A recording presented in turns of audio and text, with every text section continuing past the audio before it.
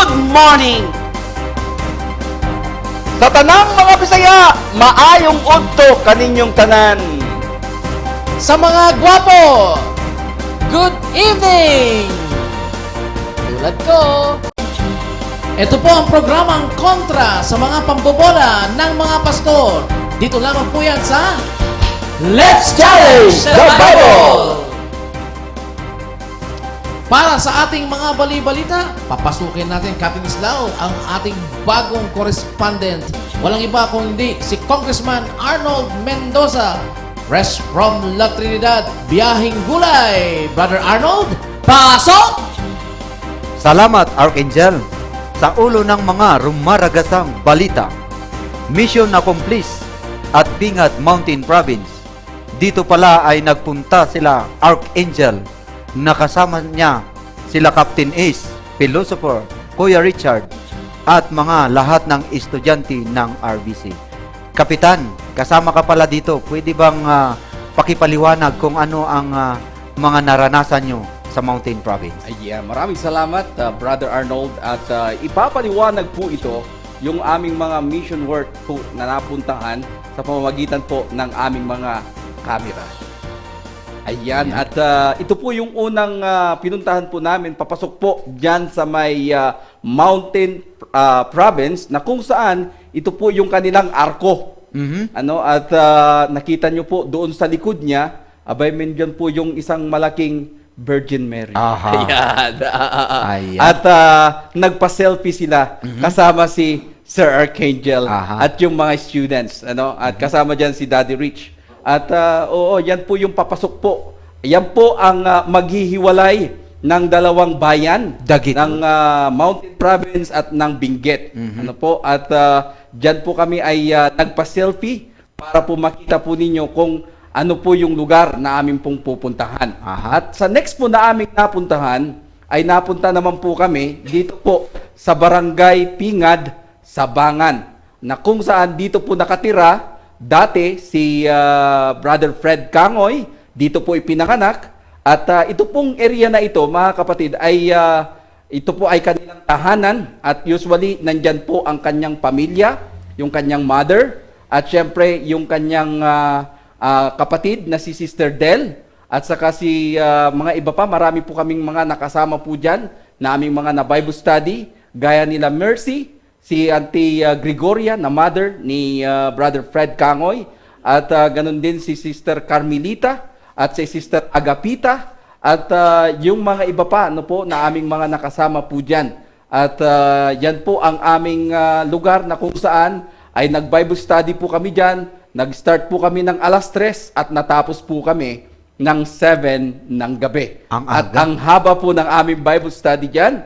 At dyan na rin po kami natulog. At pinakain po nila kami dyan, mga kapatid, ng talagang specialty ng mga sabangan na ang tawag ay pinikpikan.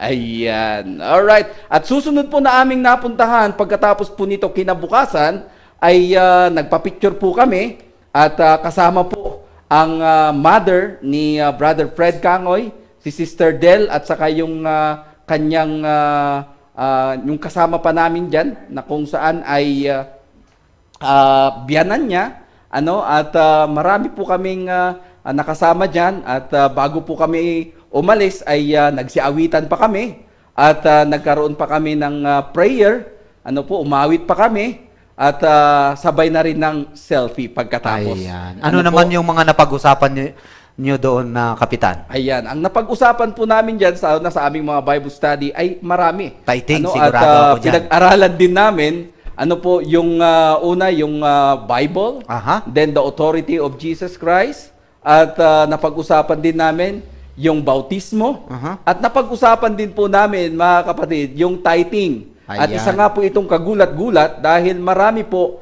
ang nagiging ignorante patungkol po dito, na ang sabi ng aming ka-Bible study, ang nag-uutos daw sa Malakay chapter 3 verse 10 ay si pastor. At makita po mga kapatid kung paano po sila nalilinlang dito. And kami ay nagpapasalamat sa family nila, at least naliwanagan po sila ukol po sa mga topic na ito. Alright? At pagkatapos po niyan, ay napunta naman kami, doon po kami nag-almusal, at doon po kami naligo. Ito naman ay sa poblasyon Sabangan, na kung saan, yan pong picture na ito, mga kapatid, ay ito po ay tahanan ng ate ni Brother Fred Kangoy na si Sister Bridget. Ano po, at kasama dyan yung kanyang anak na si Sister Fe, at saka si Rayo, Faith, at saka si Rio.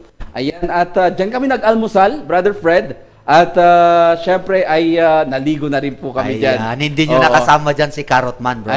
Hindi namin, nadaanan namin yung Ayan. lugar niya, no? At usually siya ay taga-Barlig, ano? At yung iba dyan ay hindi nakapaligo Aha. dahil walang dalag damit. Malamig. Ang akala lang ay mamamasyal. Ayan. Ayan. Pero nagsabi niya, hindi nyo pala sinabi na 2 araw tayo dito. Ayan. Wala siyang dalang toothpaste, wala siyang dalang damit, Aha. walang dalang brief at kung ano paman. Ayan. Pero ganun paman ay okay pa rin siya dyan. Ayan. Walang iba si Brother David.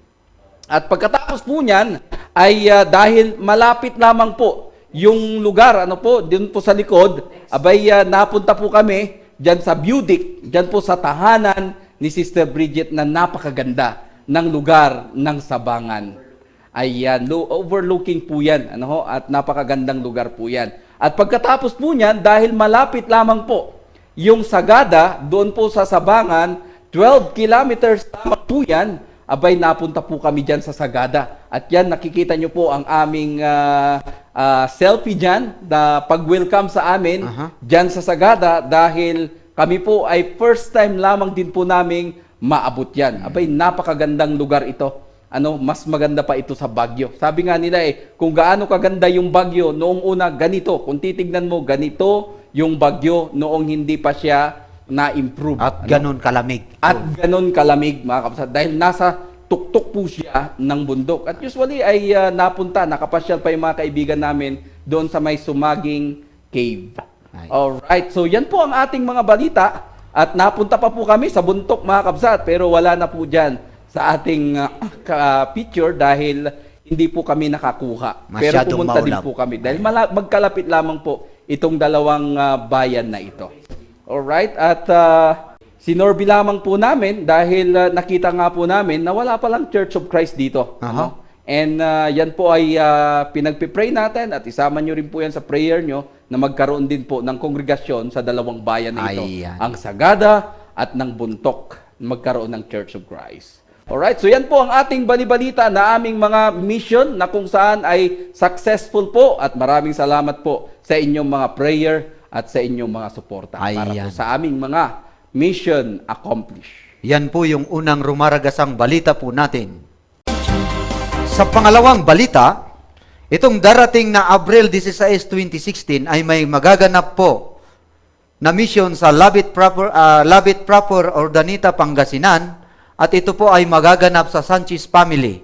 So iniimbitahan po namin ang lahat na malapit po dyan sa Sanchez family, Ordanita City at kayo po ay imbitado na pumunta po dyan. Alright, so magandang opportunity na naman po yan mga kabsat para po sa ating mga gawain, lalong-lalo na po sa pagbabahagi ng mabuting balita. At yan po ay magaganap talaga po sa Ordaneta Mission this coming April 16, 2016. At 2 po? p.m. At dyan po yan sa area ng Ordaneta City, Pangasinan, 2 p.m. Dyan po sa Sanchez Residence po. At maraming salamat. Kung meron po kayong relative, dyan po sa malapit sa Ordaneta, ay pwede nyo po kaming kontakin.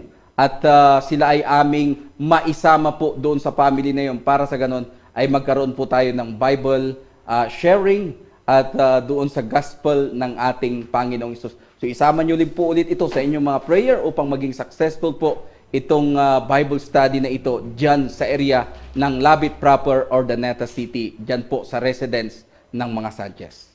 At sa huli nating balita, ay may magaganap muli na Rescue Bible Camp sa darating na Mayo 24 hanggang sa 27, 2016. At ito po ay may registration na 500 po bawat isa. At ang theme po ng ating Rescue Bible Camp ay Empowered Heart for the Young People, Episode 6 na po kami. Ayan, at kayo po ay aming inaanyayahan po dyan. Kung ang inyong mga anak ay walang ginagawa, ito po yung opportunity po na sila po ay mag-join sa Rescue Bible Camp na magaganap this coming May 24 to 27 na mayroon po kaming team na Empowered Heart. Nang sa ganon ay ma-empowered po yung inyong mga anak sa salita ng Panginoon. Nang sa ganon ay dalhin po nila ito sa inyong mga tahanan. Ayan. At napakababa lang po ang registration fee po dito. Yes. It's Only only 500 pesos, Brother Arnold. Ayan. So, join us in this Rescue Bible Camp Episode 6 na po kami. So, Pero join dito, us. Kapitan, ay may kasama na ba yung meals ng mga... Kasama na po lahat dyan, mga kabsat, mga kapatid. Ayan, At napakababa. wala na po kayong problemahin dyan. And sila po ay aming babantayan at meron po tayong mga tagabantay po dyan para maingatan po ang inyong mga anak. Ayan.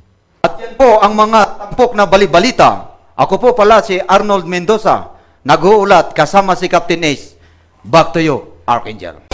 Salamat, Congressman Arnold Mendoza. At syempre, kasama niya dyan si Captain Islao sa kanilang report dyan sa Bali Balita. Yes. At gusto natin na first and foremost, Philosopher, pasalamatan ang host natin dyan sa ating first mission. Dito po dyan sa Sabangan Mountain Province. Nais ko pong personally pasalamatan muna, Philosopher, si Brother Fred Kangoy. Yes. At ng kanyang pamilya. At syempre kasama na rin dyan si Sister Elizabeth Kangoy na nandiyan dyan sa Wanchai sa Hong Kong. Sa inyo pong suporta dito sa programang ito. At na-meet namin ang mother ni Brother Arnold, walang iba kung hindi si Brother Auntie, Fred. Auntie Gregoria Yes. Kangoy. At yung pang iba. Actually, marami sila, Captain Islao, na umaten sa Bible study natin na nag-last ng 4 na mahabang oras. At isa dyan sa kinatutuwa ko si Sister Isabel. Yes. Brother Philosopher.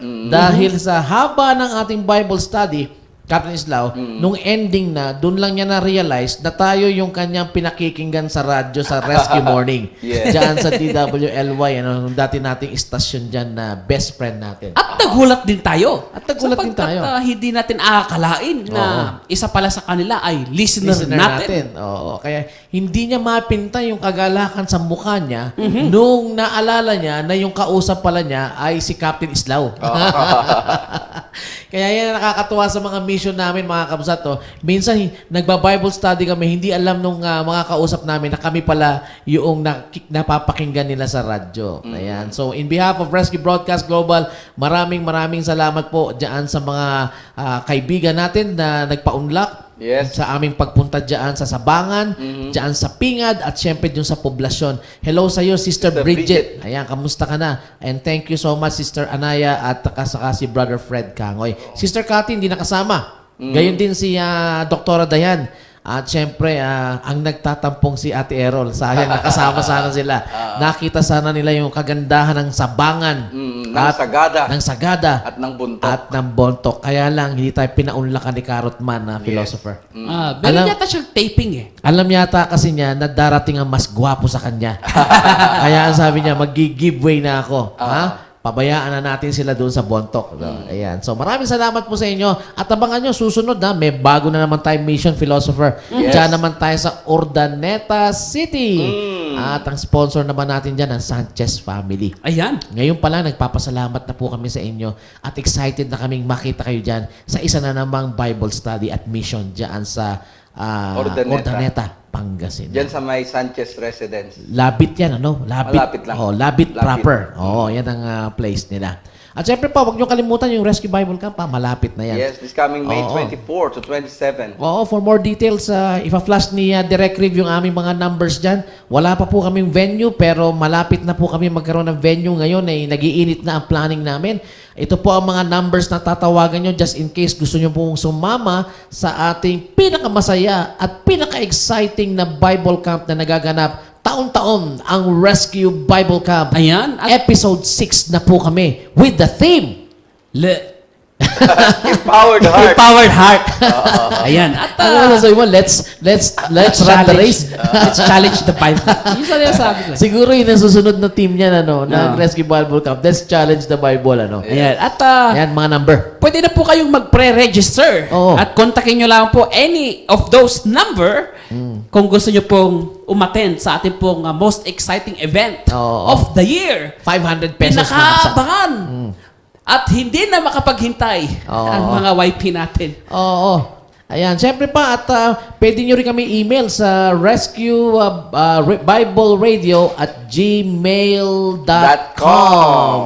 Yan po yung pwede nyo paglagyan din yan ng mga kwento ninyo ng buhay, mga katanungan ninyo. Ayan, yan po yung mga numbers namin tsaka itong rescuebibleradio@gmail.com. Baka may magtanong sa atin Oo. Dear Kuya Eddie. Pwede. Pwede. Oo. Baka may ganun Oh, at syempre pa, huwag niyo kalimutan ang aming mga daily podcast sa mixlr.com/rescue broadcast. Araw-araw po yan magmula umaga hanggang gabi ang programa ni Philosopher na Bible Study on the Air sa gabi at sa umaga naman ang programa ni Captain Slow na Jumpstart Everyday with God's Word. Alright. At huwag niyo pong kalimutan bisitahin ang aming website para po sa information regarding sa amin sa rescuebroadcast.weebly.com. At kayong mga suki namin dito sa aming channel sa YouTube, ang Rescue Broadcast Global on YouTube.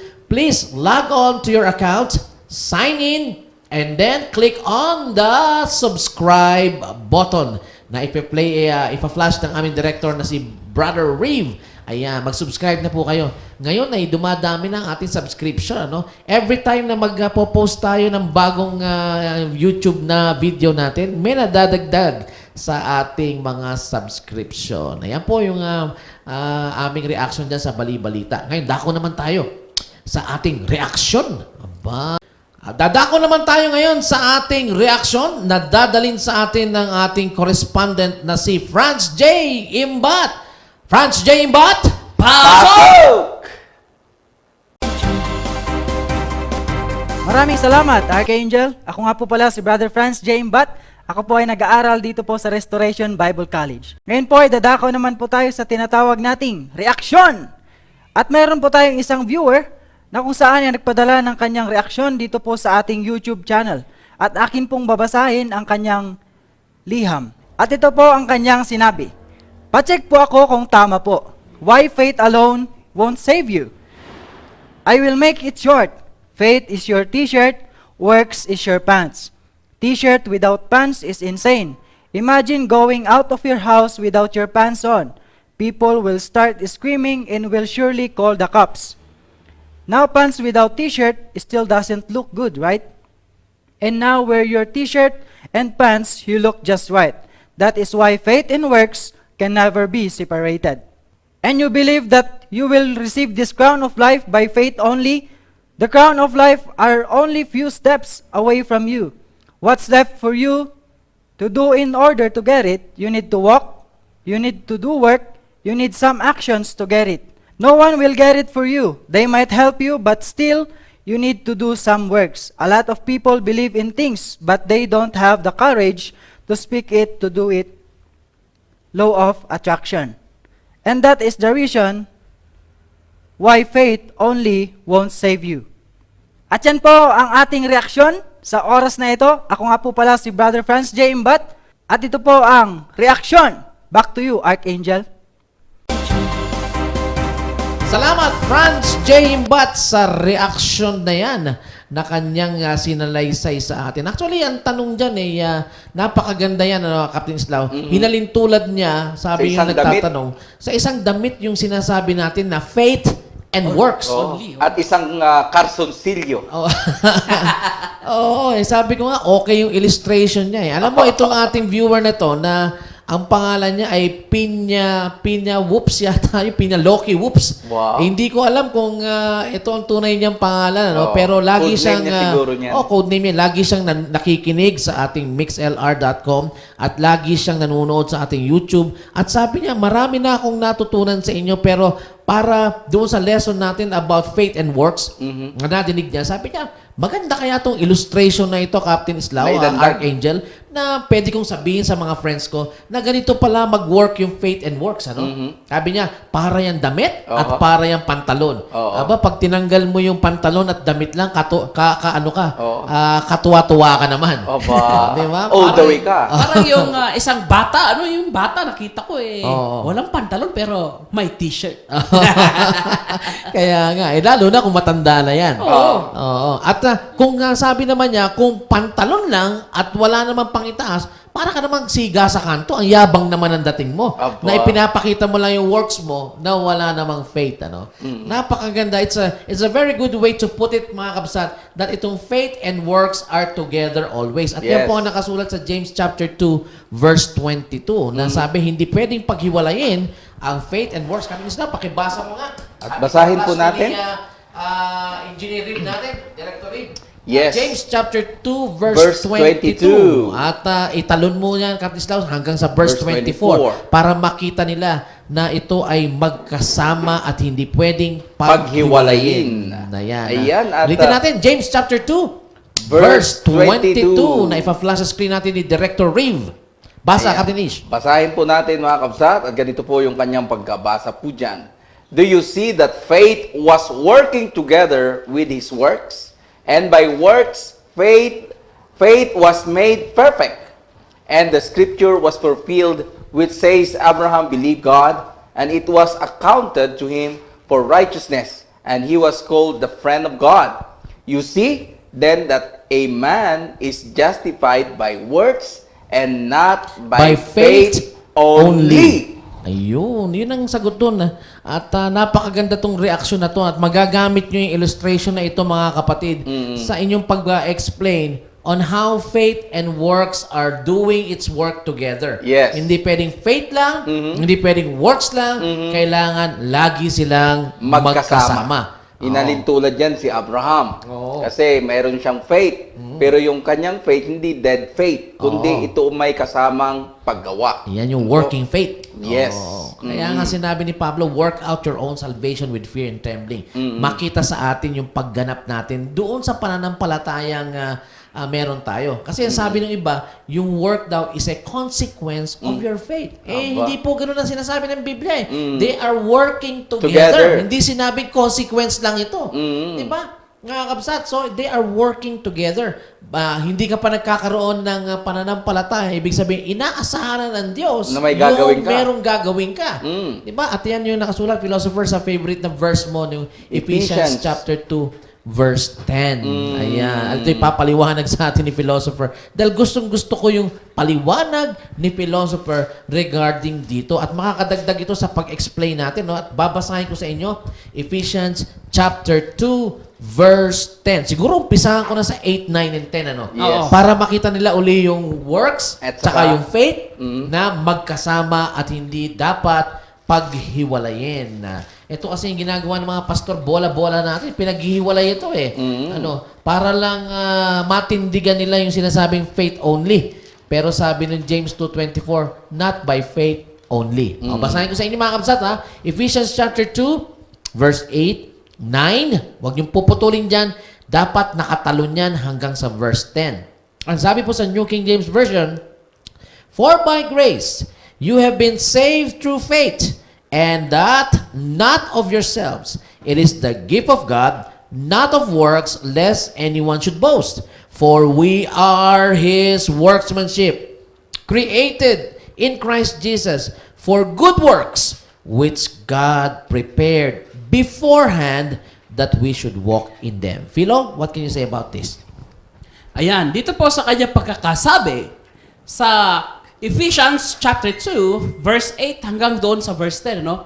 Pinapakita po sa atin, mga kabsat, ano po, na ang isang tao pala ay kinakailangan niya ng tagapagligtas sapagkat ang sabi doon, hindi kaya ng tao na iligtas niya ang kanyang sarili. Kaya kinakailangan niya ng grace ng kanyang Panginoon. At walang iba kung hindi ang ating Panginoong Hesukristo. Hesukristo. Oo. At sinabi po niya dito, mga kabsat, let us define grace. Oo. Ang ibig pong sabihin ng grace, mga kabsat, ay unmerited Favor. favor. Mga kabsat, you do not deserve this. Mga kabsat, you don't deserve this. You don't Kaya deserve lang, this at all. ibinigay ito sa'yo Oo. ng ating Panginoon. Kahit hindi mo deserve. Oo. Kahit hindi mo deserve. Oo. At isa na po dyan, mga kapsat, yung tinatawag natin na yung pagiging isa nating servant ng ating Panginoon.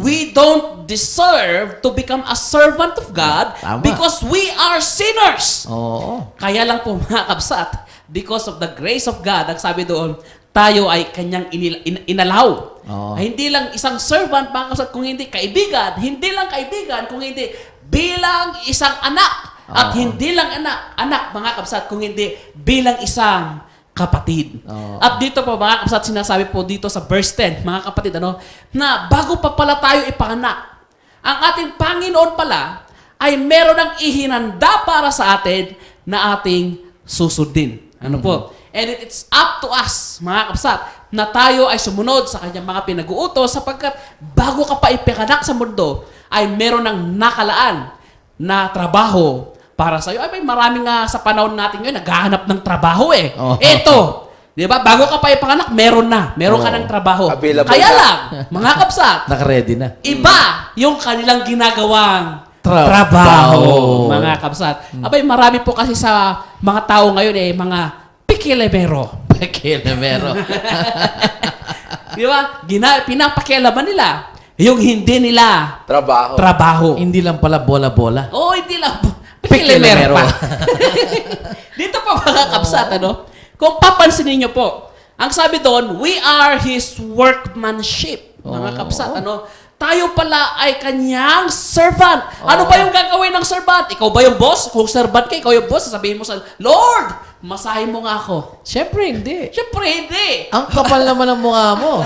Di ba, Pastor? Poskulterupam. Oo, pagka ikaw na nga yung servant, ikaw pa yung Nasusunod. palautos Oo. ng mga kapsat na parang wala ng bukas. Oo. Dito po, mga kapatid, sinasabi po ng ating Panginoon. Sinasabi po ni Apostol Pablo, Ephesians chapter 2, verse 8 hanggang doon sa verse 10, we don't deserve to become His servant because we are a sinner. Oo. But because of the grace of our Lord Jesus Christ, He made it possible for us to become His servant. Being a servant of Christ, mga kapsat, is not a burden. But, mga kapsat, it is an opportunity. It is an honor to become a servant of God. Amen. Yan po, mga kapsat, we don't deserve that at all. Oo. Ano po, sapagkat ang dapat sa atin, dahil tayo ay makasalanan, ay itapon doon sa dagat-dagatang apoy. Oo. Pero ano nangyari, kapsat? Ano po, sabi niya, hindi na. Sapagkat mag-serve ka na lang sa akin. Yun po, mga kapsat. Ayan po yung opportunity na ibinigay sa atin ng ating Panginoon. And yet, sabi ng iba, hindi na. Manampalataya lang tayo, wag na yung work. Oo. Tawag doon ay katamaran. Oo. Patay. Parang yung isang trabahador, mga kapsat, yung sweldo lang ang gusto, pero huwag na yung trabaho. Kapsat. Ang galing mo naman. Ang galing mo naman. Sobra Abay, kayo. Abusado kayo, ikaw na nga yung tinutulungan, Oo. kapsat. Diba? Hindi nyo ba naisip yun, kapsat? Binig- Na ikaw na nga yung binigyan ng unmerited favor. Oo. Hindi mo pa gagawin Talaga yung naman. part mo. Oo, itong mga pastor na to, binigyan na nga ng trabaho. Ang gusto pa, sweldo. Abusado yan, ah. Abusado to. Kami, trabaho lang, walang sweldo. Okay pa rin. Oo, sapagkat we are Abusado God's workmanship.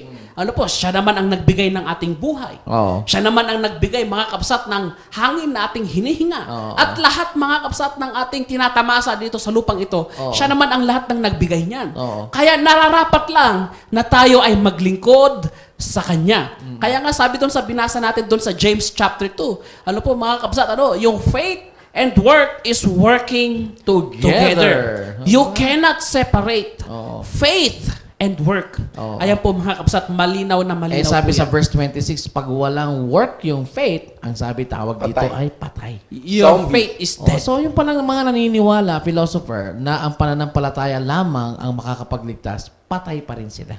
Sa pananampalataya. Walang nangyari sa kanila. Patay Oo. pa rin. Eh di ba pag may kasalanan ka, patay ka. Yes. Ito may pananampalataya, patay pa rin. Ang gusto ng Diyos, yung faith na may kahalong paggawa. At Ayan. doon tayo nagiging ganap. At kailangan kasi, mga kabsat, tanungin natin, papaano ba nag-umpisa yung tinatawag natin na faith-only doctrine? Paano ba ito nangyari? Ano po? Way back sa panahon po ni Martin Luther, Mukhang alam mo ba na to?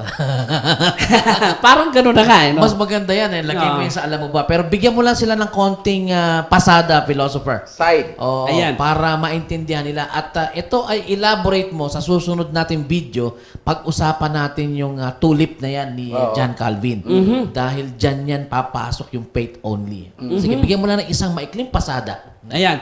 Dito pa mga kabsat, sa pagkakaturo nitong si Martin Luther, actually, sa katotohanan po, ay gusto ni Martin Luther na ipatanggal yung Book of James sa ating Biblia. Ayan. Sapagkat nabasa niya yung James chapter 2. Oo. At yung sinasabi ng James chapter 2 ay contrary doon sa kanyang itinuturo. Yes. Kaya naman gusto niya, mga kabsat, ang sabi niya, the Book of James is not part of the Bible. Oo. Kaya dapat itong tanggalin. Kaya lang, mga kabsat, after so many years, he failed to remove the Book of James in the Bible. Oo. Sapagkat nagkatotoo ang sabi ng ating Panginoong Hesukristo, Heaven and earth Will will pass pass away, but my words will never pass away. Oo. Ang sabi po niya, mga kabsat, nung pong nabasa nitong si Martin Luther, Si Martin Luther nga nag-pass away.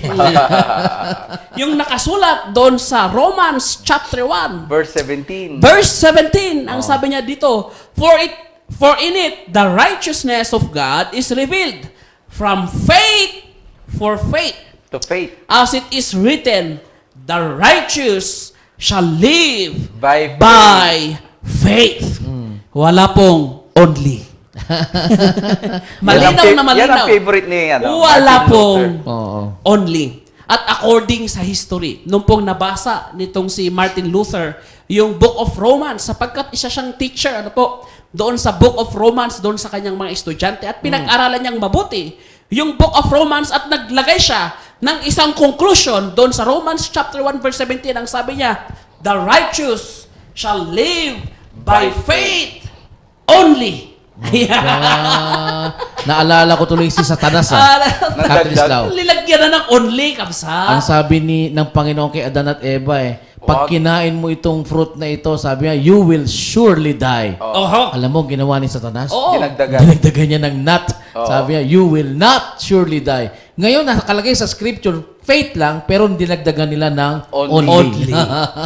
Ayan. Delikado yan, kabsat. Delikado. Madaragdag yan. Oh. Ayan. At sapagkat ang history nito, kabsat, linalabanan ni Martin Luther yung tinatawag natin na indulgences. Oo. Gusto niyang tanggalin yung indulgences, kaya linagay niya only. Ayan. Sapagkat gusto niya na matanggal yung indulgences. Tama. Sapagkat ang sabi niya, yung itong mga bagay na ito is not according to faith. Kaya tatanggalin dapat yan. Oo. Kaya lang po, mga kapsat, ay naging extreme naman yung kanyang sinabi na yung mga Kristiyano shall live by faith only. Wala namang ganun. Wala naman pong only sa Bible. Oo, pandadagdag yun. Oo. Delikado Sapagkat yan. ang Christianity, pag sinamarize mo yan, mga kapsat, ang Christianity ay naano yan sa tatlo. Faith, Hope hope, and love. and love. 1 Corinthians chapter 13, verse 13. mga First kapsat. Thessalonians chapter 1 verse 3. Ayan, yung pong ating pananampalataya, mga kapsat, nagiging kompleto sa pamamagitan ng ating pagsunod. Oo. And it is being perfected by love. Oh, yeah. Ayan po, mga kapsat. Kaya importante yung pagmahal, importante yung pag-ibig, importante yung pananampalataya, importante yung obedience, importante yung hope. Lahat po ng bagay na yan, mga kapsat, ay importante. Kaya huwag mo pong sabihin, na yung entire Bible, yung Romans chapter 1 verse 17, ay yun lang yung entire Bible. Oo. Sapagkat That is wrong. malawak po yan eh. Importante yung pananampalataya. Pero huwag ka lang huminto doon sa pananampalataya. Dagdagan mo pa yung ng obedience. Kaya nga Umpisa sabi lang ni yan Peter, Umpisa pa lang yung pananampalataya. add to your faith. Oo. Umpisa pa lang yun Umpisa eh. pa lang yun. Oo. Kaya Pero wag mo you nang know, tuldukan. Ito yung umpisa na magtatapos din sa Pananampalataya. Pero in between nun, marami kang dapat na i-consider doon, philosopher. Yeah. Para yung faith sa dulo na sinasabi ng Romans chapter 1:17, ganap na yun. Isang ganap na pananampalataya. Di ba? Ito yung umpisa, yung umpisang pananampalataya mo through the Word of God. Pero along the way, maraming mangyayari sa atin at yun na yung obedience natin, nagmamature tayo hanggang marating natin yung ganap na pananampalataya. Ayan. Diba? Yung perfect na pananampalataya. Susubukin pa nga yan, di ba? Oo, Sabi ng dadaanin 1 sa apoy. Peter 1:7. So, napakaganda nung binitawan mo na illustration na si Pinya Loki Whoops, ano? Yan ang pangalan niya eh. No? Ganda naman ang name mo. Oo, at maganda yan, magamit nila na ang faith and works ay parang damit na pang itaas at damit na pang ibaba. At hindi mo pwedeng tanggalin ng bawat isa because they are always together. Katawa-tawa tayo pag tinanggal mo ang isa dyan. Huhulihin ka ng pulis. Tama. Di ba? Huhulihin ka ni ano. At ikukulong ka. Oo, ni Tadyo. Siguro, yung magandang i-relate natin, yung kanyang comment Oo. doon sa sinabi ni Apostol Pablo Oo. sa Ephesians chapter 6, Oo. verse 12 hanggang doon sa verse 17. Oo. Ano po, na kung saan ay yung pananampalataya ay parang isang ipinakita niya mga kabsat, yung pananampalataya, yung hope, yung salvation, yung sword of the Holy Spirit ay parang isang Armor. isang armor, isang belt, isang sandal, isang shield, at isang espada. Abay, parang ganyan yung kanyang ginawa, Oo. yung kanyang illustration. Abay, Hindi pwedeng tanggalin ng isa. Oo, hindi The pwedeng whole armor tanggalin. of God. Oo, ganun din yung illustration niya, kabsat. Kaya nga napakaganda ng illustration niya. Oo. So, walang kwenta pang itaas mo pag wala kang pang ibaba. Parang ganun. Oo. Kahit original pa yung pang itaas mo, kung wala ka naman suot-suot na salawal, katawa-tawa tayo. Again, thank you sa iyo, Pinya Loki Whoops. Thank you. At marami pa siyang pinapadala sa atin na nais natin i-feature sa ating YouTube presentation na ito. No? At salamat din sa nagbigay sa atin ng ating reaction. Nagbabalik na si Franz J. Imbat na tinatawag nating B2. Ayan. Ngayon naman ay papasok tayo sa ating... Tampok. alam mo ba? Alam mo ba muna, bago yung ating tampok na katanungan, no? Alright. Papasukin natin itong report naman na ibinigay sa atin ni Philosopher at tatalakayin niya yung tungkol sa issue about kay Judas Iscariot, ano? Kaya pakinggan po natin ang report na final ni Philosopher. Philosopher! Pasok! Thank you, Archangel! At tayo po ay dadako sa ating pong tinatawag na alam mo ba? At meron pong nagtanong dito po mga kabsat sa ating pong portion na alam mo ba na tinatawag nating alam mo ba? Or did you know? Dito po mga kapatid, meron pong isang listener at kinote niya yung sinabi nitong si Ambo David. Na ito pong kanyang sinabi dito ay talagang Catholic in nature. At kinoquote niya sa amin kung ano yung masasabi natin dito. Ayon po sa kanyang quotation, mga kabsat, ay meron po siyang sinasabi na ito daw po si Judas Iscariot ay ligtas daw po, mga kabsat, at hindi daw siya makokondem sapagkat yung kanyang unang argument, mga kabsat, sinasabi niya na yung pong Holy Eucharist, o yung Lord's Supper, mga kabsat, na ginawa ng ating Panginoong Hesukristo bago siya ipinagkanulo ay para daw doon sa pagpapatawad or doon sa pagpardon doon sa kasalanan na gagawin nitong si Judas Iscariot. At dito po mga kabsat, yung kanya naman pong pangalawang argument ay sinasabi niya na pagka itong si Judas Iscariot ay hindi daw siya ligtas at siya ay makukondem, sinasabi nitong si David na yung grace daw ng ating Panginoong Hesukristo, ang kanyang pagkakasabi ito daw ay baliwala, or walang effect, mga kabsat. Yung pong grace ng ating Panginoong Hesukristo kung hindi mapapatawad yung kasalanan ni Judas Iscariot. Yung kanya naman pong pangatlong argument, mga kabsat, ay sinasabi niya na ito daw si Judas Iscariot, mga kabsat, ay hindi daw talaga siya yung may kagustuhan na ipagkanulo ang ating Panginoong Hesukristo. Sapagkat ang kanyang argument, dito po mga kabsat, makikita natin, ina-argument niya, na ito daw si Judas Iscariot ay sinapian ng masamang espiritu o sinapuyan ni Satanas, kaya daw niya inagawa itong bagay na ito, at ang kanyang sabi, he is not really himself that time, na pinagkanulo niya ang ating Panginoong Hesukristo. Kaya pardonable yung kanyang kasalanan. Ayan po ang kanyang argument, mga kabsat, at gusto po nating alamin yan dito lamang po sa ating portion na tinawag nating, alam mo ba? Dito po mga kabsat, during po, let's go back to the 2nd century. Way back doon sa panahon ni Irenaeus, 150 AD.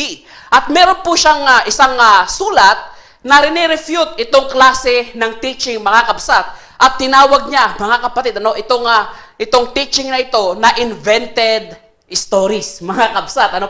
Inuulit ko po, ang sabi ni Irenaeus, rinirefute niya itong teaching na ito, at ang sabi niya, this is only an invented stories. Alam niyo po ba, mga kabsat, way back, nung pong 2nd century na ito, ay talagang meron na itong mga klaseng teaching na ito. At sinawag nitong si Irenaeus, itong teaching na ito, mga kabsat, na ito ay invented stories, o kaya naman ay agnosticism, mga kabsat. At dito po, mga kabsat, kailangan para maintindihan natin at talagang ma-define natin ang katanungan ng isa nating listener. I-define natin. Let's define the word Eucharist. Ano po ba ang ibig sabihin ng Eucharist?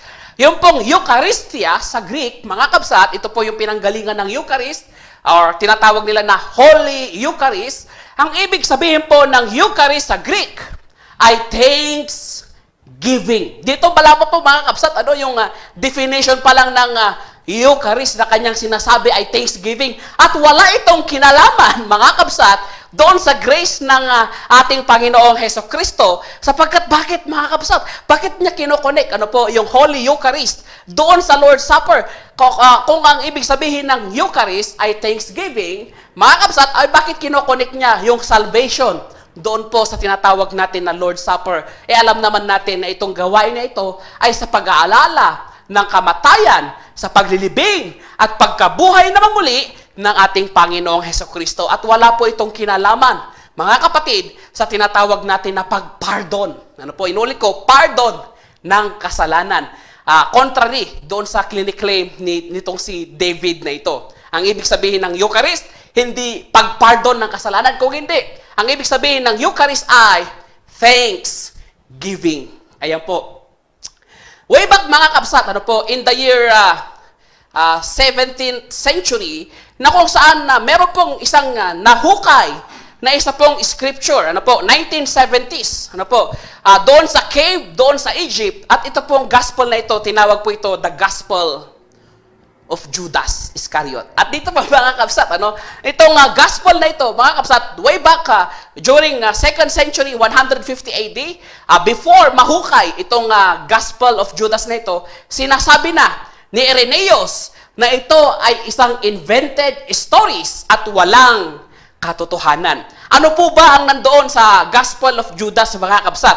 Dito pa, mga kapatid, doon sa pagkakasulat nitong spurious writing na ito, sinasabi niya na itong si Judas Iscariot talaga ay hindi daw talaga ipinagkanulo ang ating Panginoong Hesukristo, dahil ang sabi niya, mga kabsat, si Kristo daw ang lumapit kay Judas Iscariot, at ang sabi daw ni Jesus kay Judas Iscariot, sinasabi niya na ipagkanulo niya ang ating Panginoong Hesukristo. Ang nag-utos daw na ipagkanulo ni Judas si Kristo ay si Kristo mismo ang nagsabi kay Judas na siya ay ibenta doon sa mga Pariseo, doon sa mga kaparian.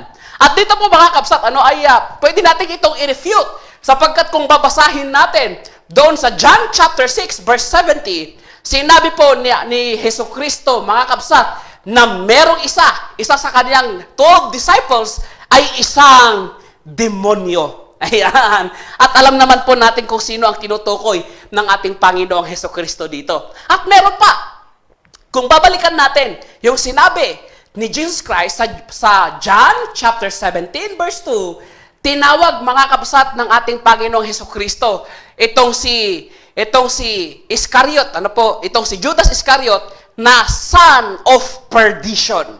At doon naman po sa Matthew chapter 26 verse 24, mga kabsat, ang sabi ng ating Panginoong Hesukristo ay mas mabuti pa na hindi na ipinanganak itong si Judas Iscariot. Ayan.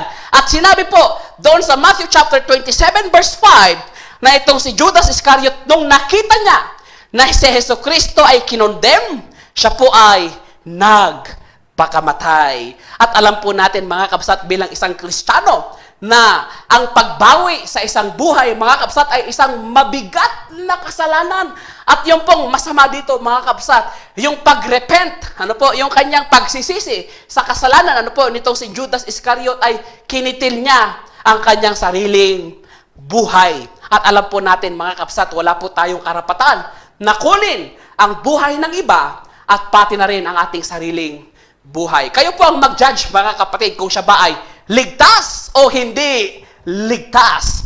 Ang sabi po ng scripture, mga kabsat, sa Acts chapter 1, verse 15, hanggang doon sa verse 26, mga kabsat, doon sa argument nitong si David, kinoconsider niya itong si Judas Iscariot na isang apostle. Mga kabsat, mali po. Sapagkat ang sabi po doon sa Acts chapter 1, verse 15 hanggang doon sa verse 26, pinalitan yung kanyang apostleship. Sa madaling salita, mga kapsat, hindi nila tinatanggap, mga kapsat, yung apostleship nitong si Judas Iscariot sapagkat hindi niya na-witness yung death, burial, and resurrection ng ating Panginoong Hesukristo. Doon po sa kanilang teaching, mga kapsat, sinabi ko po kanina, na ito pong argument nitong si Brother David ay isang Catholic, in nature. Sapagkat doon po sa kanilang tinuturo, pertaining doon sa kanilang Holy Eucharist, ay meron po silang tinatawag na transubstantiation. Ang ibig pong sabihin nito, during daw ng kanilang pagpartake ng Lord's Supper, ay yung tinapay ay talagang nagiging literal na katawan ng ating Panginoong Hesukristo. At yun naman pong ubas, or yung katas ng ubas, or yung tinatawag natin, mga kabsat, na yung fruit of the vine, ay nagiging literal daw.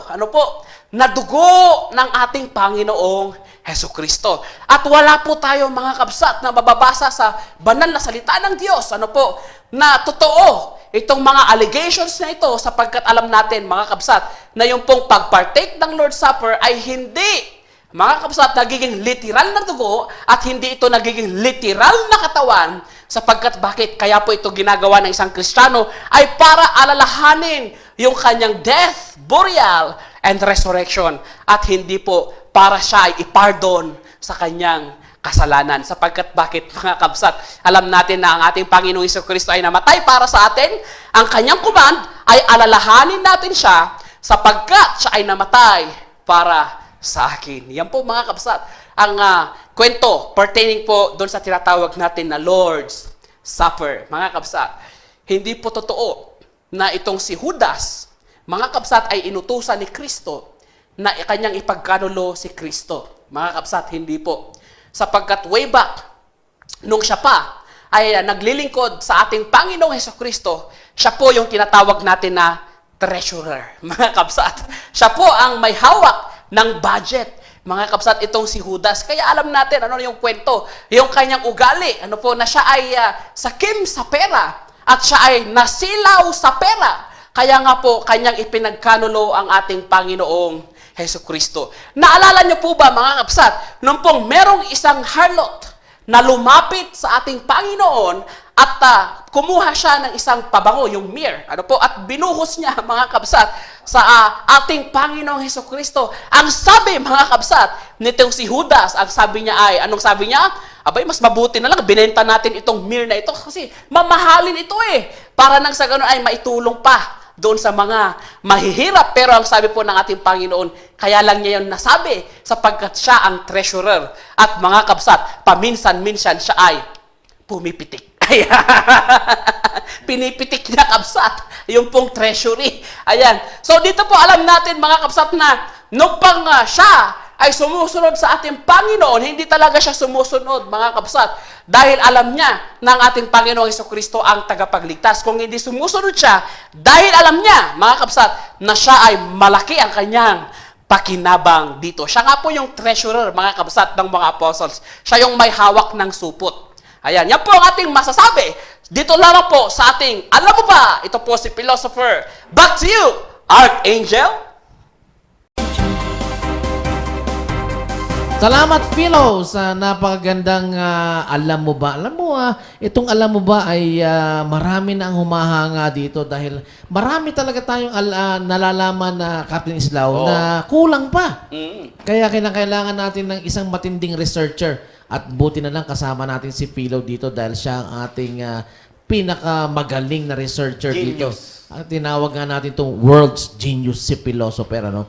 At yan ay sinasagot niya itong isang YouTube viewer natin na nag-post dito sa ating radio Bible Rescue Bible Radio tungkol dyan sa issue about kay Judas. Oo. Napatawad ba si Judas? Paano magpatawad yung isang taong Nagpakamatay. nagpakamatay? Oo. Iba, meron nga tayong kasabihan na isang pagkakamali, hindi maitutuwid ng isa pang pagkakamali. Nagkamali na nga siya tapos ang kanyang solusyon dito ay isa pang pagkakamali. Si Pedro nagkamali din. Pero tinuwid niya ang kanyang pagkakamali. Yes, hindi Di ba? niya kinitil yung kanyang buhay. Diba? Sabi sa Hebrews 9:27, Yes. but just as it is appointed for man to die once. Hebrews 9:27, mga kabsat.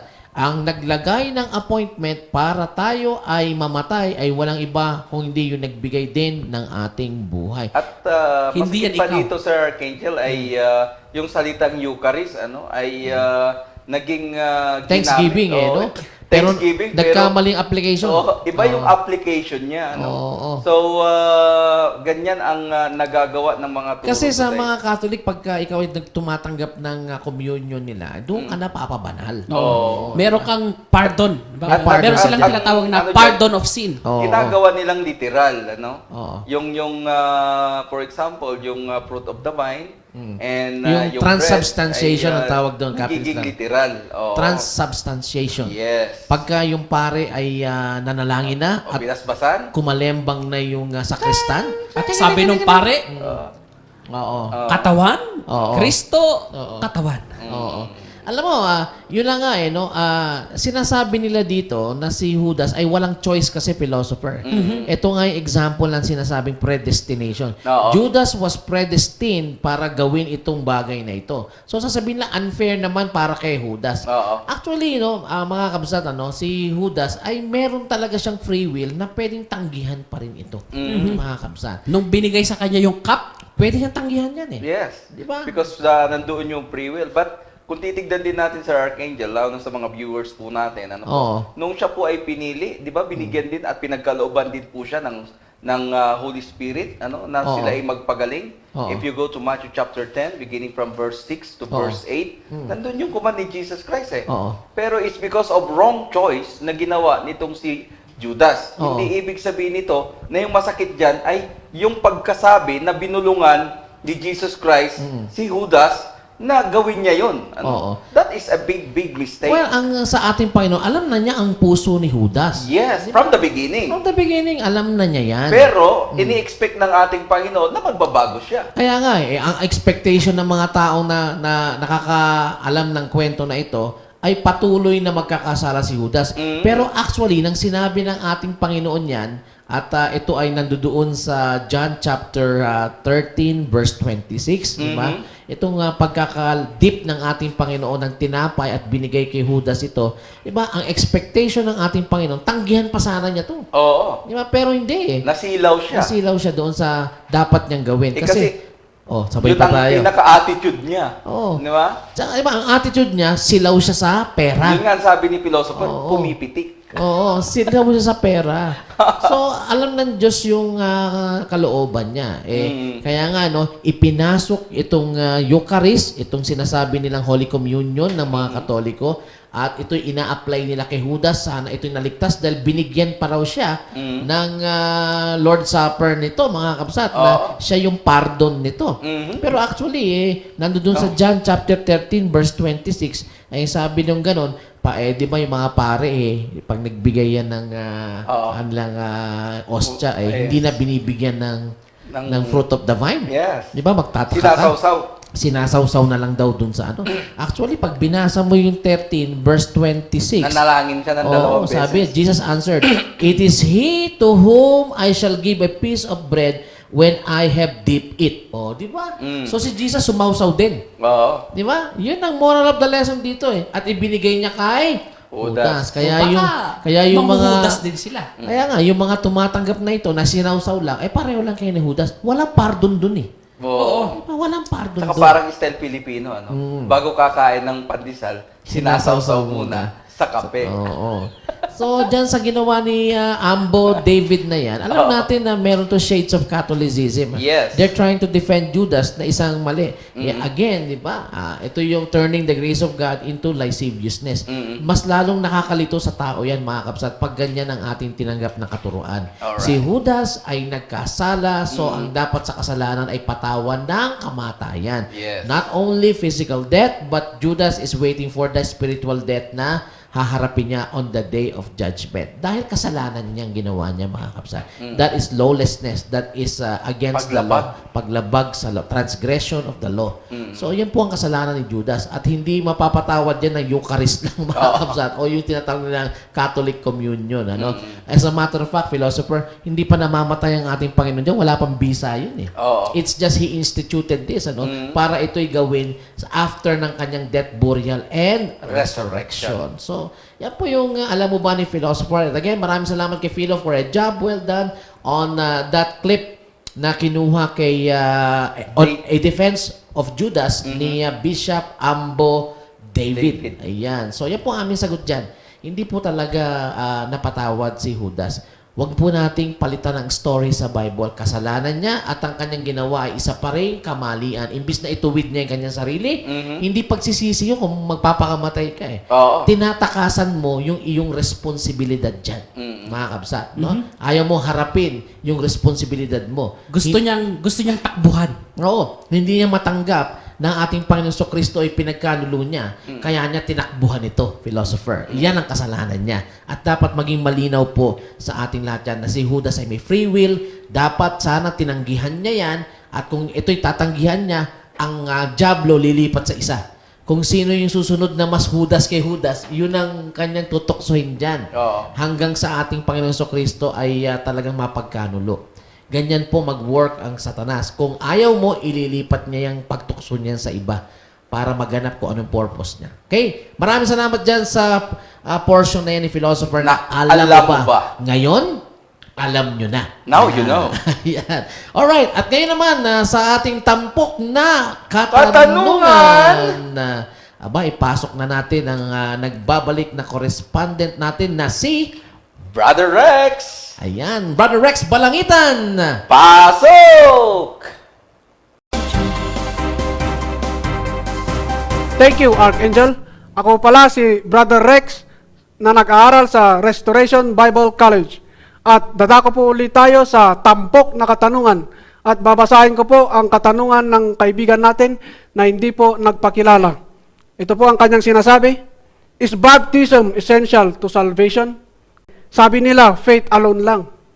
At ako po muli si Brother Rex at yan po ang tampok na katanungan sa ating YouTube channel. Back to you, Archangel. Salamat, Robocop. Ayan si Brother Rex Balangitan. Alam mo pa na yung tune-up niyan eh. Every Tuesday, Thursday, tsaka Saturday. Yes. Nagpapa-tune up yan si... Pa-change oil. Oo, si Brother Robocop. Ayan. At syempre, ang tampok na katanungan uli natin, paki-flash natin uli, Brother Reeve, para makita uli ng ating mga viewers, ano? At Captain Slav, itong katanungan na ito ay isa pa rin sa mga tanong na lagi na lang Tinatanong sa paulit-ulit na lang. alam mo, parang ang ibig sabihin niya na meron na silang pagdududa doon sa una nilang natutunan. Kasi kung sila ay solved na doon, philosopher, hindi na nila yan itatanong. Oo. Pero lagi nilang tinatanong, kaya gusto nilang makasiguro. Paki-flash ulit, ayan, at babasahin natin yung tanong na yan na sinabi ni Robocop, ano? Is baptism essential to salvation? Sabi nila, faith alone. Ayan, maraming salamat muna sa nagtanong yan. Tagalugin mo nga, Captain Islaw. Oo. So, sinasabi ng ating nagtanong, ano po, na ang bautismo ba ay may kinalaman sa ating kaligtasan? Oo, ang bautismo ba ay mahalaga? O ang bautismo ba ay mahalaga? Oo. Or Or, manampalataya ka lang. Ayan. Kasi ang sabi daw ng iba philosopher, Mas marami. ay faith only. Lalo na pag kayong mga pastor. Oo. Sila yung promotor niyan eh. Tama. No? Diba? Sasabihin nila na as long Oo. as may pananampalataya ka, you are saved. Saved ka na. Kasi si Kristo ay namatay Oo. para sa iyo. Oo. Ayan. Dahil pagka ikaw ay umaksyon, katulad ng bautismo, Oo. they always account that as action or works. Mhm. Ito ay madidefeat yung purpose ng faith only. Yes. Ayan. Yan kasi ang didiinan nila. Sabi nga nila, ang sabi ng iba daw, philosopher, ay faith only. Mhm. Ibig sabihin niya siguro, sa pakiwari ko dun sa kanyang tanong, philosopher, mas marami ang naniniwala na mga doktrina na ito na ang kaligtasan ay sa pananampalataya lamang. At kanina nga sa ating reaction ay napahapyawan natin yan, philosopher, ng Yes. konti. Mhm. Diba?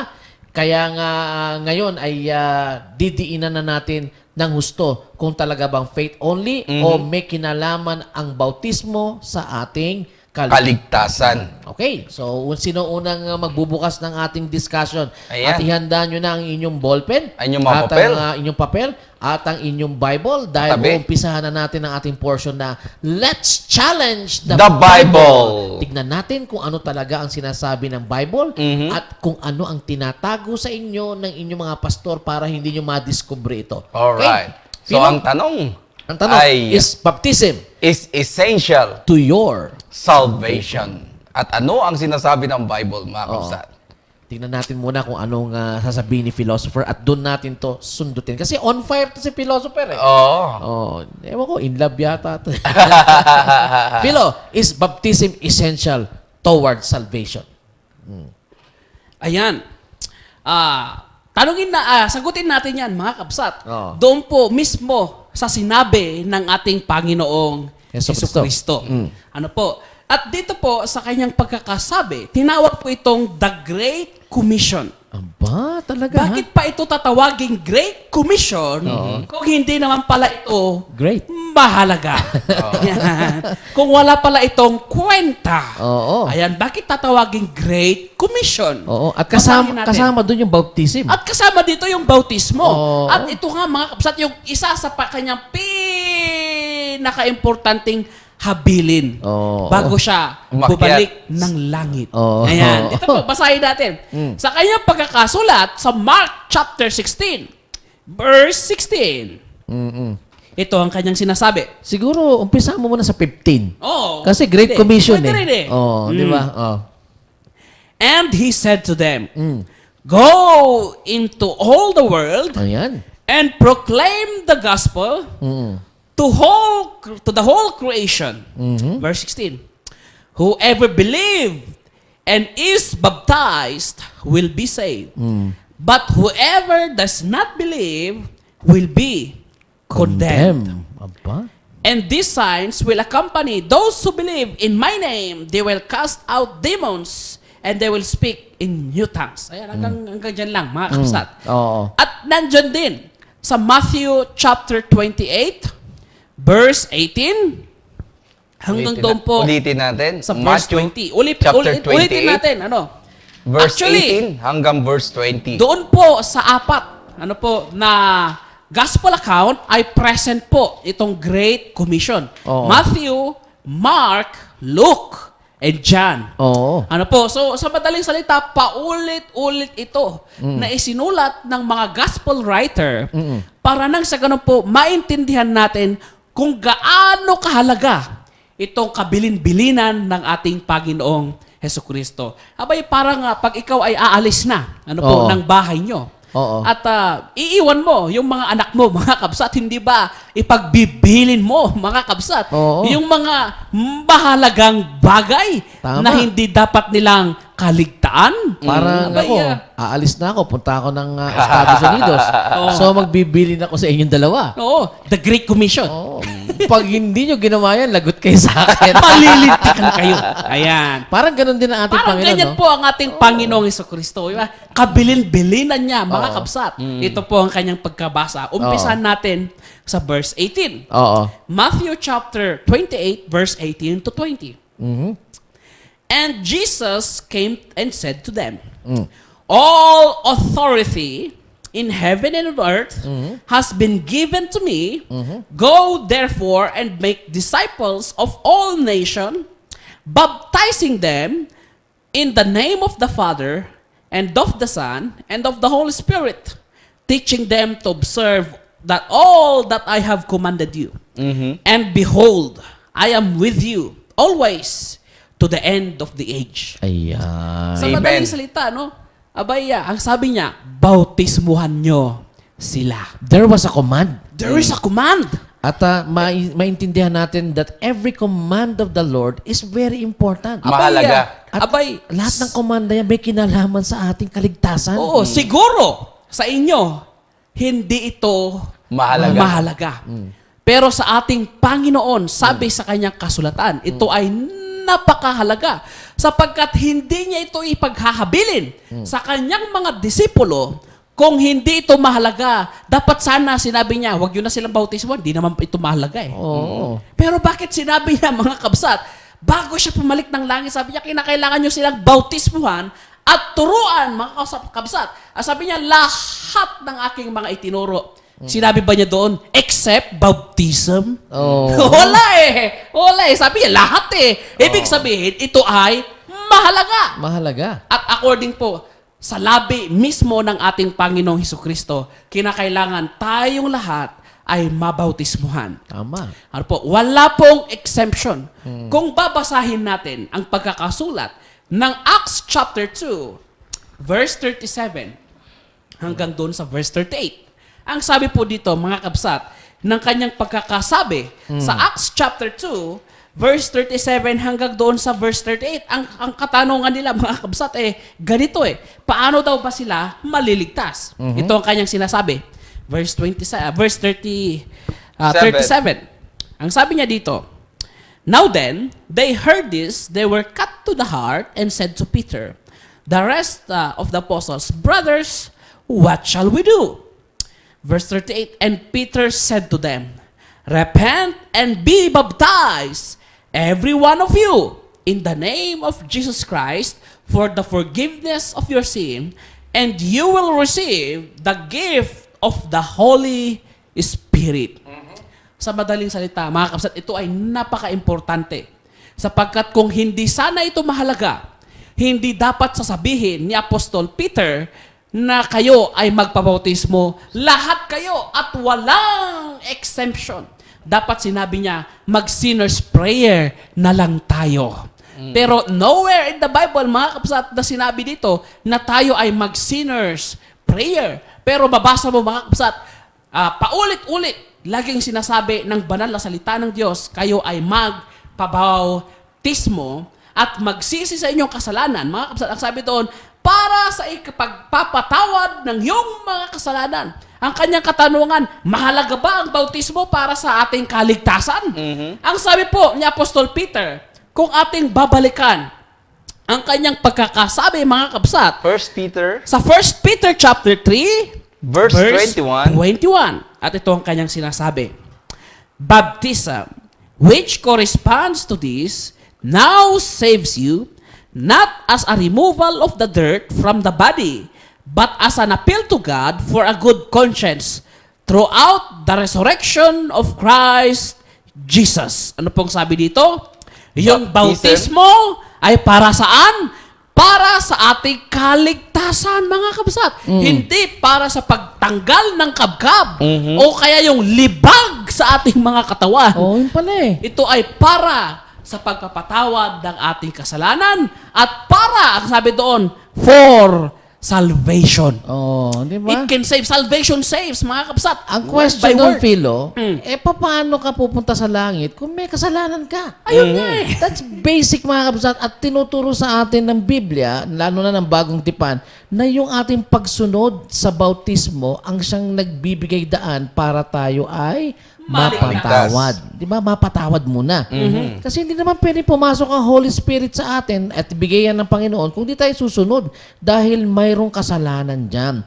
At previous to this, mga kapsat, nakita nyo nga yung aming video on the sinner's prayer. Yes. Kaya nga ito, we are augmenting this para maintindihan nyo kung gaano kahalaga ang bautismo, mga kapatid. At ito ay ang purpose nito, ang pagkakagamit sa Greek doon sa Acts 2:38, yung preposition doon na eis. Ito po ang ibig sabihin unto. Pag ikaw ay nabautismuhan, sabi, this will be unto the forgiveness of your sin. Ang purpose nito ay para tayo ay mapatawad. Sabi rin sa Acts 22 verse 16. Yes. Sabi ni Ananias kay Paul, sabi niya, bakit ano pang hinihintay mo? Arise. Tumindig ka, arise and be baptized. Sabi niya, calling in the name of the Lord and wash away your sins. Di ba, mga kabsat? So, sinasabi natin, mahalaga itong bautismo kasi may kinalaman ito, philosopher, sa kasalanan natin para tayo ay maligtas. Di ba? Mapatawad at maligtas sa ating kasalanan. Kaya nga sabi po niya sa atin, sa Lucas, isulat niyo po, Lucas 24, versikulo 46 Oo. hanggang 47. Oo. At ganito po ang kanyang pagkakabasa dito sa ating pong gamit na Bible na ASV. At ang sabi po niya dito, and said to them, thus it is written that the Christ should suffer and on the third day raised from the dead, and that repentance and pansinin niyo po, yung salitang "en" sa Greek po niyan ay "kai". Hindi mo sila pwedeng paghiwalayin. Katulad din po yan doon sa Mark chapter 16 na ang sabi doon, believe and is baptized. Ibig sabihin nun, equal importance Oo. Oo. Kumbaga, may connection sa dalawang ito. sa bawat isa. Sa bawat isa. Oo. Hindi mo sila pwedeng paghiwalayin. Oo. At dito, sinasabi dito ni Lucas, si Dr. Luke, na kung saan sinasabi niya na si Kristo ay kinakailangang mamatay. Siya ay ililibing. Oo. At siya ay muling mabuhay Bubuhay. on the third day. Oo. According to the scripture. Oo. Nang sa ganon, ang ibabahagi nung mga alagad niya Oo. ay ang pagpapatawad. Oo. Sa ating mga Kasalanan. basol. Okay? Kaya sinasabi niya ulit dito, repentance and forgiveness of sin should be proclaimed in His name Oo. to all nation. Kaya nga, tinawag itong Great Commission. Kasi po kung mayroong Great Commission, meron namang tinatawag na Limited Commission. Doon po sa tinatawag na Limited Commission, ang ipinapangaral po nila doon is about the coming of the kingdom. Oo. Na kung saan ipapangaral ito for the Jew first. Oo. And do not go to Gentiles. Limited lang. Limited lang po yun. Hanggang dun lang. Yes.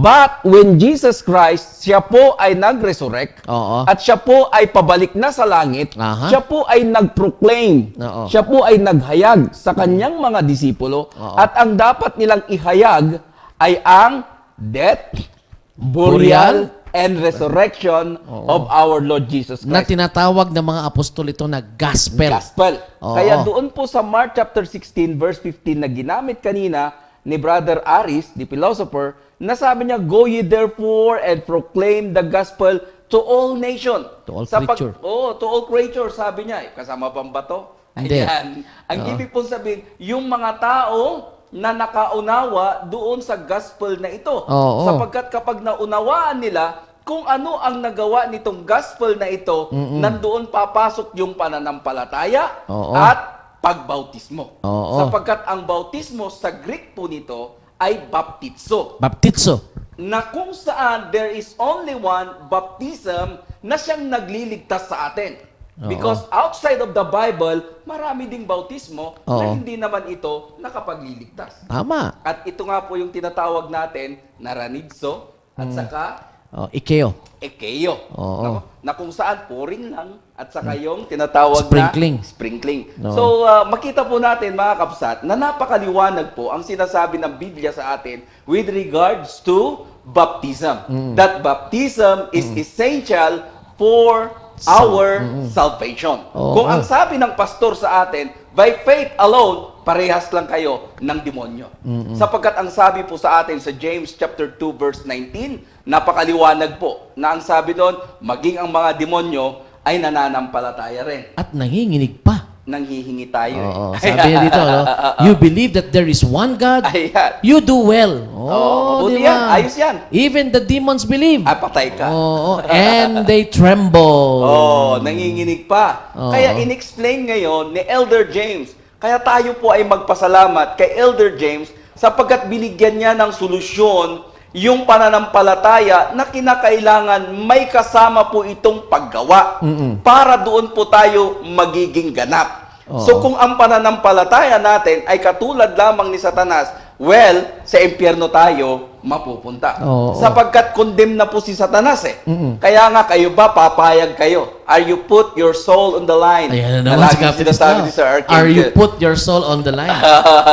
Are you willing to Ayan. put your soul on the line on something that is not in the scriptures? Oo. Diba? Kayo ba? Itataya mo ba ang kaluluwa mo sa isang bagay na sasampalatayanan mong wala naman sa Biblia? Oo. Kaya nga you have to challenge the Bible Yes. para makita nyo kung ano ang sinasabi nito.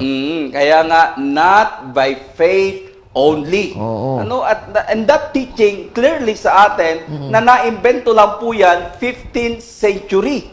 Sa panahon na dinescribe sa atin ni philosopher kanina na itong si Martin Luther na tinawag ito sa Latin na sola fide. So, napakaliwanag po mga kapatid that that is the teaching of man and that is not the teaching of Christ. Kasi wala naman sa Bible na sola fide. Wala po yan. Merong faith, pero hindi faith only. Huwag mong dagdagan. Oo. Kasi pag nagdadagdag ka, abay parehas ka ni Satanas. Nandadagdag ka. Dinadagdag mo only. Nandadaya pa. Nandadaya pa. So, ibig sabihin po nito mga kapatid, makita po natin na ang bautismo ay doon po natin isinusuot si Kristo. Doon po tayo nagiging tinatawag na Christian.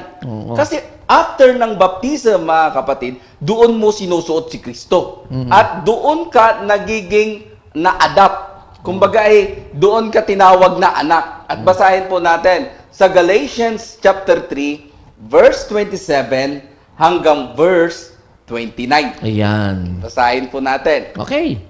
Ayan, at ganito ang kanyang Challenge the Bible, mga kapatid. sulat nyo po. Ito, nasa Biblia to, mga kapatid. Hindi mo pwedeng labanan ito. Oo. Di ba? Sabi ko nga, lahat ng bagay sa mundong ito ay mayroong pasimula. Di ba? Nag-aral ka ng education mo, simula ka sa kinder.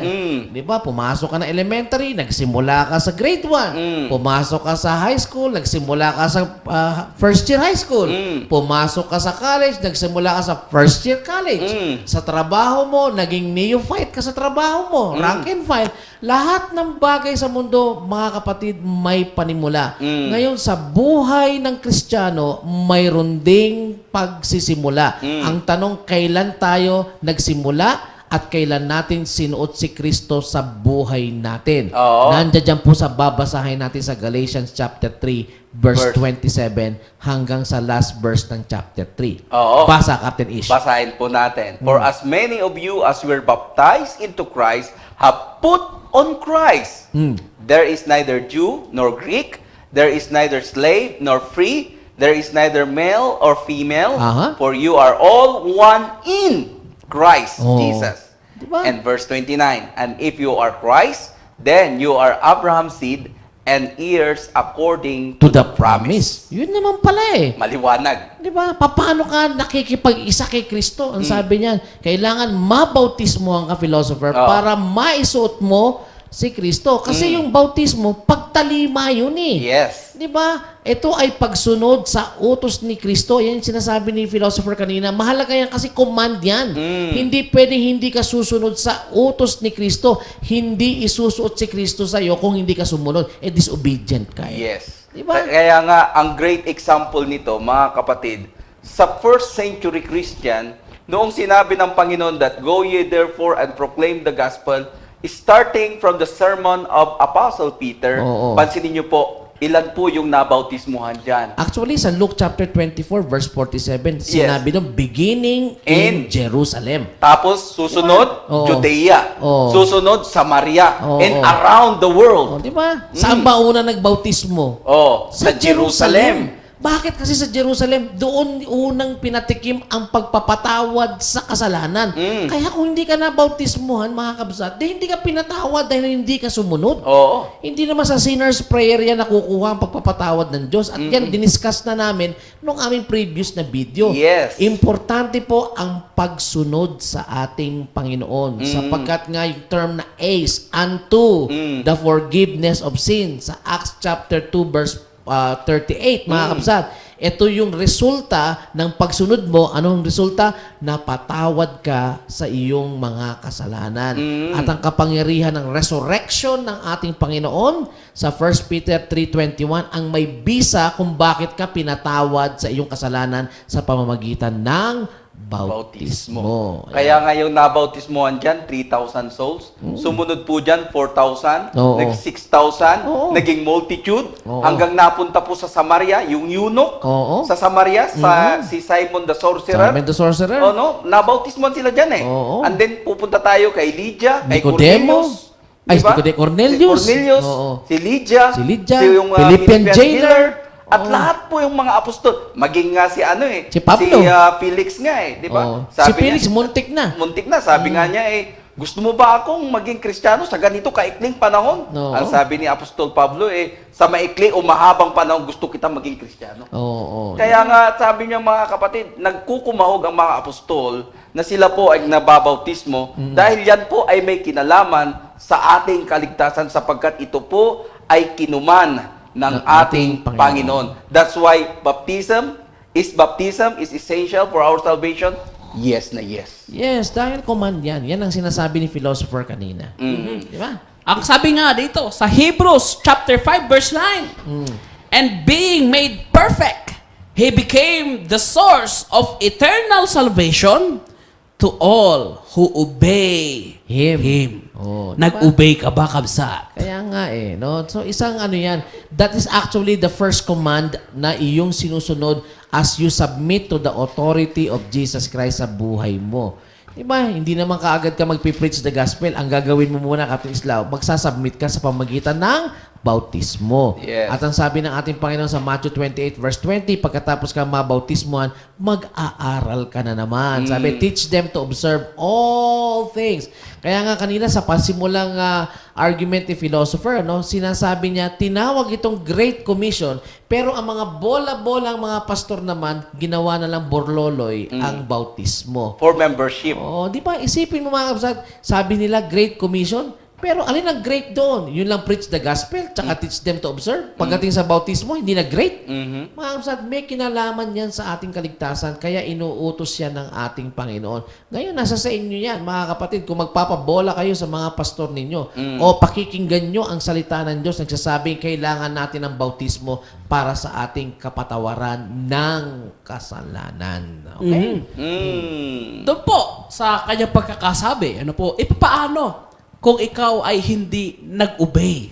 Yan. Ang sabi ito po ang kanyang sinasabi sa 2 Thessalonians chapter 1 verse 5 hanggang doon po sa verse 9. At ito ang kanyang sinasabi. This is evidence of the righteous judgment of God, that you may be considered worthy of the kingdom of God, for which you are also suffering, since indeed God considered it just to repay with affliction those who afflicted you. Verse 7, and to grant relief to those who are afflicted, as well as to us, when the Lord Jesus is revealed from heaven with his mighty angels. Verse 8, in flaming fire, inflicting vengeance on those who do not know God, and on those who do not obey the gospel of our Lord Jesus. They will suffer the punishment of eternal destruction away from the presence of the Lord and from the glory of His might. Verse 9. Aha.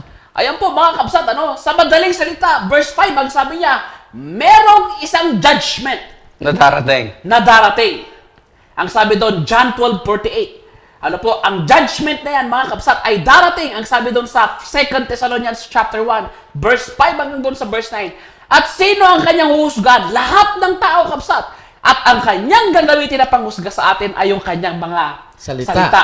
At ang sabi doon, Hindi lang yung mga may pananampalataya ang husgahan, pati yung walang pananampalataya. Ang alam kasi natin, yung walang pananampalataya lang ang pupunta sa emperno. Mga kabsat, pero dito clearly sinasabi ng 2 Thessalonians chapter 1, verse 5 hanggang doon sa verse 9, pati yung merong pananampalataya na hindi nag-obey ng gospel ng ating Panginoong Jesucristo. Oo. Ito ngayon yung katanungan. Ano ang gospel?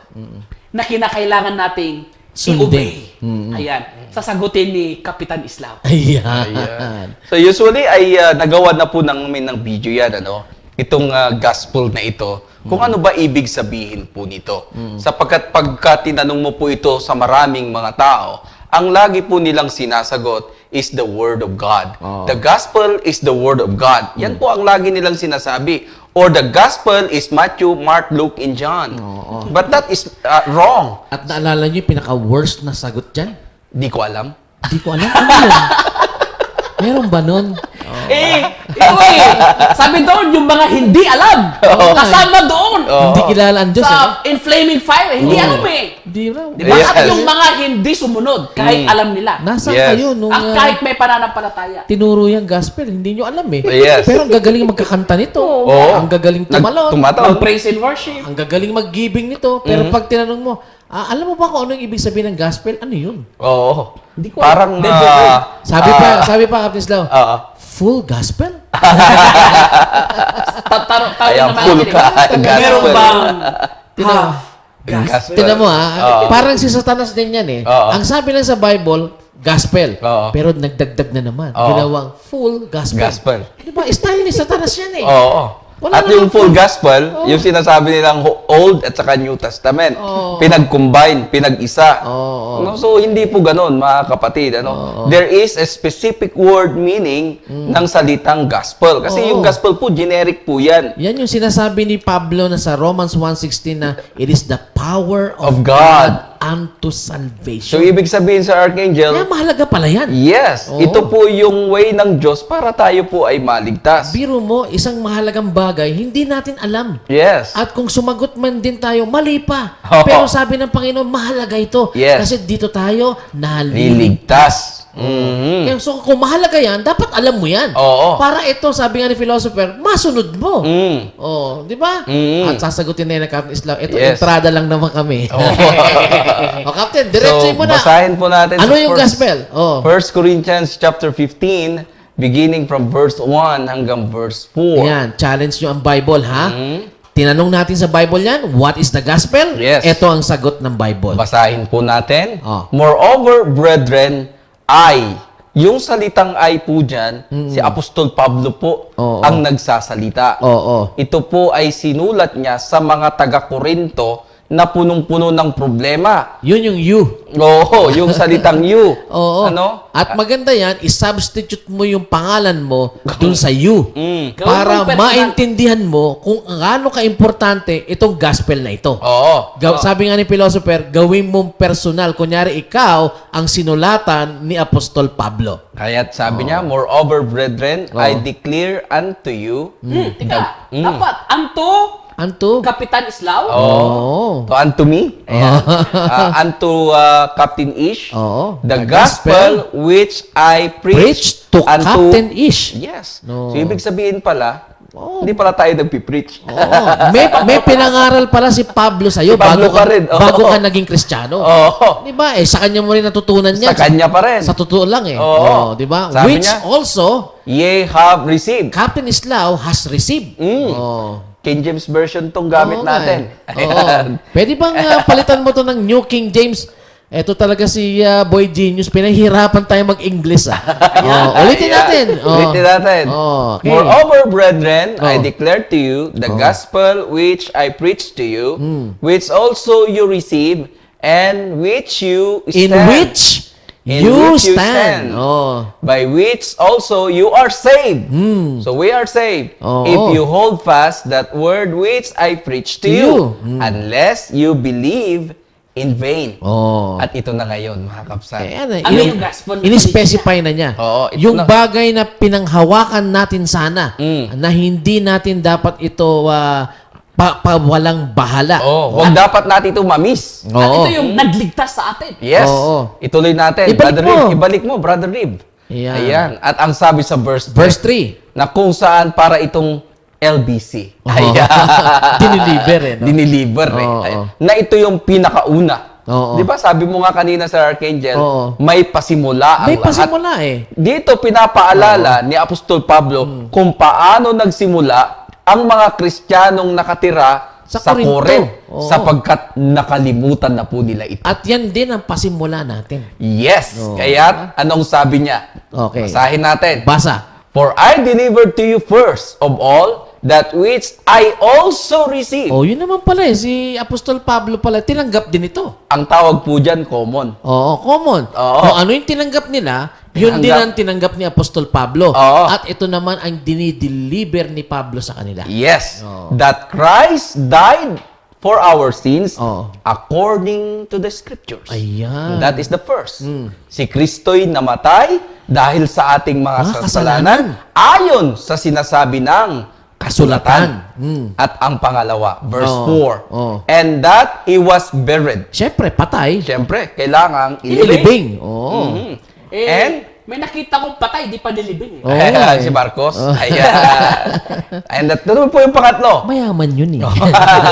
Ginawang wax. And that he rose again Oo. the third day according to the scriptures. Yun naman And pala eh. verse 5, maraming nakakita dito Oh, may na nagpapatunay. nagpapatunay. Ayun. Mayroong nagte-testify or Hin- may witness. Hindi ito kwentong barbero. Opo. Dahil may nakakita sa kanya. Oo, at Oo. ang last na nakakitang apostol Oo. ay walang iba yung nagsasalita dyan na Si nagsulat. Apostol Pablo. Si Apostol Pablo. Oo. So, ibig sabihin nito, mga kapatid, the true specific meaning word of the gospel is death, burial, and resurrection. ng ating Panginoon Jesucristo. Yes. Pero ang tanong, paano nag-take effect itong gospel na ito, itong death, burial, and resurrection sa atin? Oo. Ibig ba sabihin, nung si Kristo ay namatay, nilibing, nabuhay na magmuli, Ay, napatawad na, ayos na. tayo sa ating kasalanan? Oo. Ligtas na tayo doon? Ligtas na ba tayo nun? Actually, yan ang mga tinuturo ng mga ibang bola-bola eh. Di ba? Na universal ang kaligtasan. Oo. Kaya kahit bakla ka, tomboy, magnanakaw, lahat ng bisyo mo maabsat, abay, wala ka ng problema dahil si Kristo naman ay namatay sa iyo, inilibing at nabuhay na magmuli. So, wala ka ng problema, ligtas ka na. Aba, pero tignan po natin ito, mga kapsat. Oo. Hindi lamang sapat na sasabihin natin we are saved is because of the death, burial, and the resurrection of our Lord Oo. Jesus Christ. Kasi kanina, sinabi natin sa Galatians chapter 3, verse 27 hanggang Yes. 29 ba yan?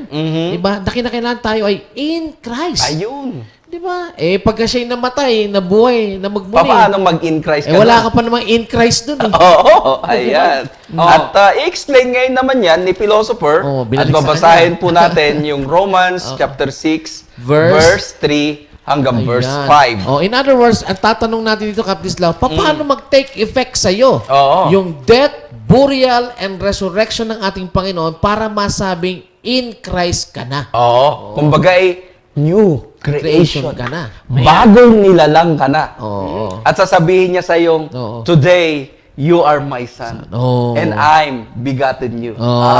Mabigat ka na. Oo. Ayan. Bigatin ka na eh. Philo. Basahin natin. Ang sabi niya sa Romans chapter 6, verse 3 hanggang doon sa verse 6, ito ang kanyang sinasabi sa American Standard Version. Aba, bago to ha. American Do you ba yan? not know that all of us who have been baptized into Christ Jesus were baptized into His death? Oh, hinto mo muna, Stop. philosopher ha. Nakita mo yung word na baptized into His death? Di ba? Yan yung sinasabi natin eh. Paano take effect sa'yo? Di ba? Kung hindi ka pa in Christ. Kaya dito pa lang sa verse 3, makita mo na yung pagkakaisa ninyo ni Kristo Yes. sa kanyang kamatayan. O, tuloy mo. We were buried therefore with Him by baptism into death. Oh, yun Ayun naman na naman yung yung salitang into. Oh, di ba? In Oh. order that Jesus as Christ was raised from the dead by the glory of the Father, we too might walk in the newness Of life. of life. Oh, verse 5. For if we have been united with Him in death like His, we shall certainly be united Ganda na, with Him certainly. in a resurrection like His.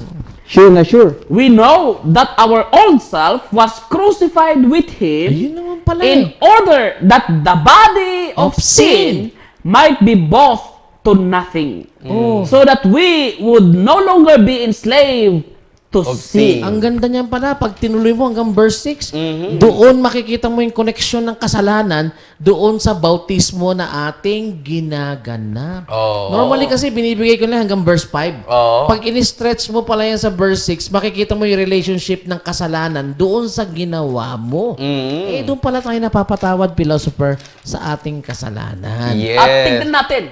Sinabi natin kanina Oh.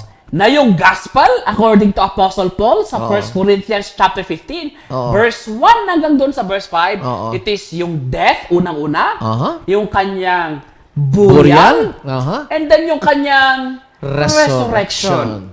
Ang sabi po dito, sa Romans chapter 6, verse 3 hanggang doon sa verse 6, ang sabi niya, tayo ay nabautismuhan, unang-una, sa kanyang kamatayan, at sa kanyang paglilibing, tayo ay also inilibing sa tubig. Pangalawa, tayo ay inilibing also doon sa tubig.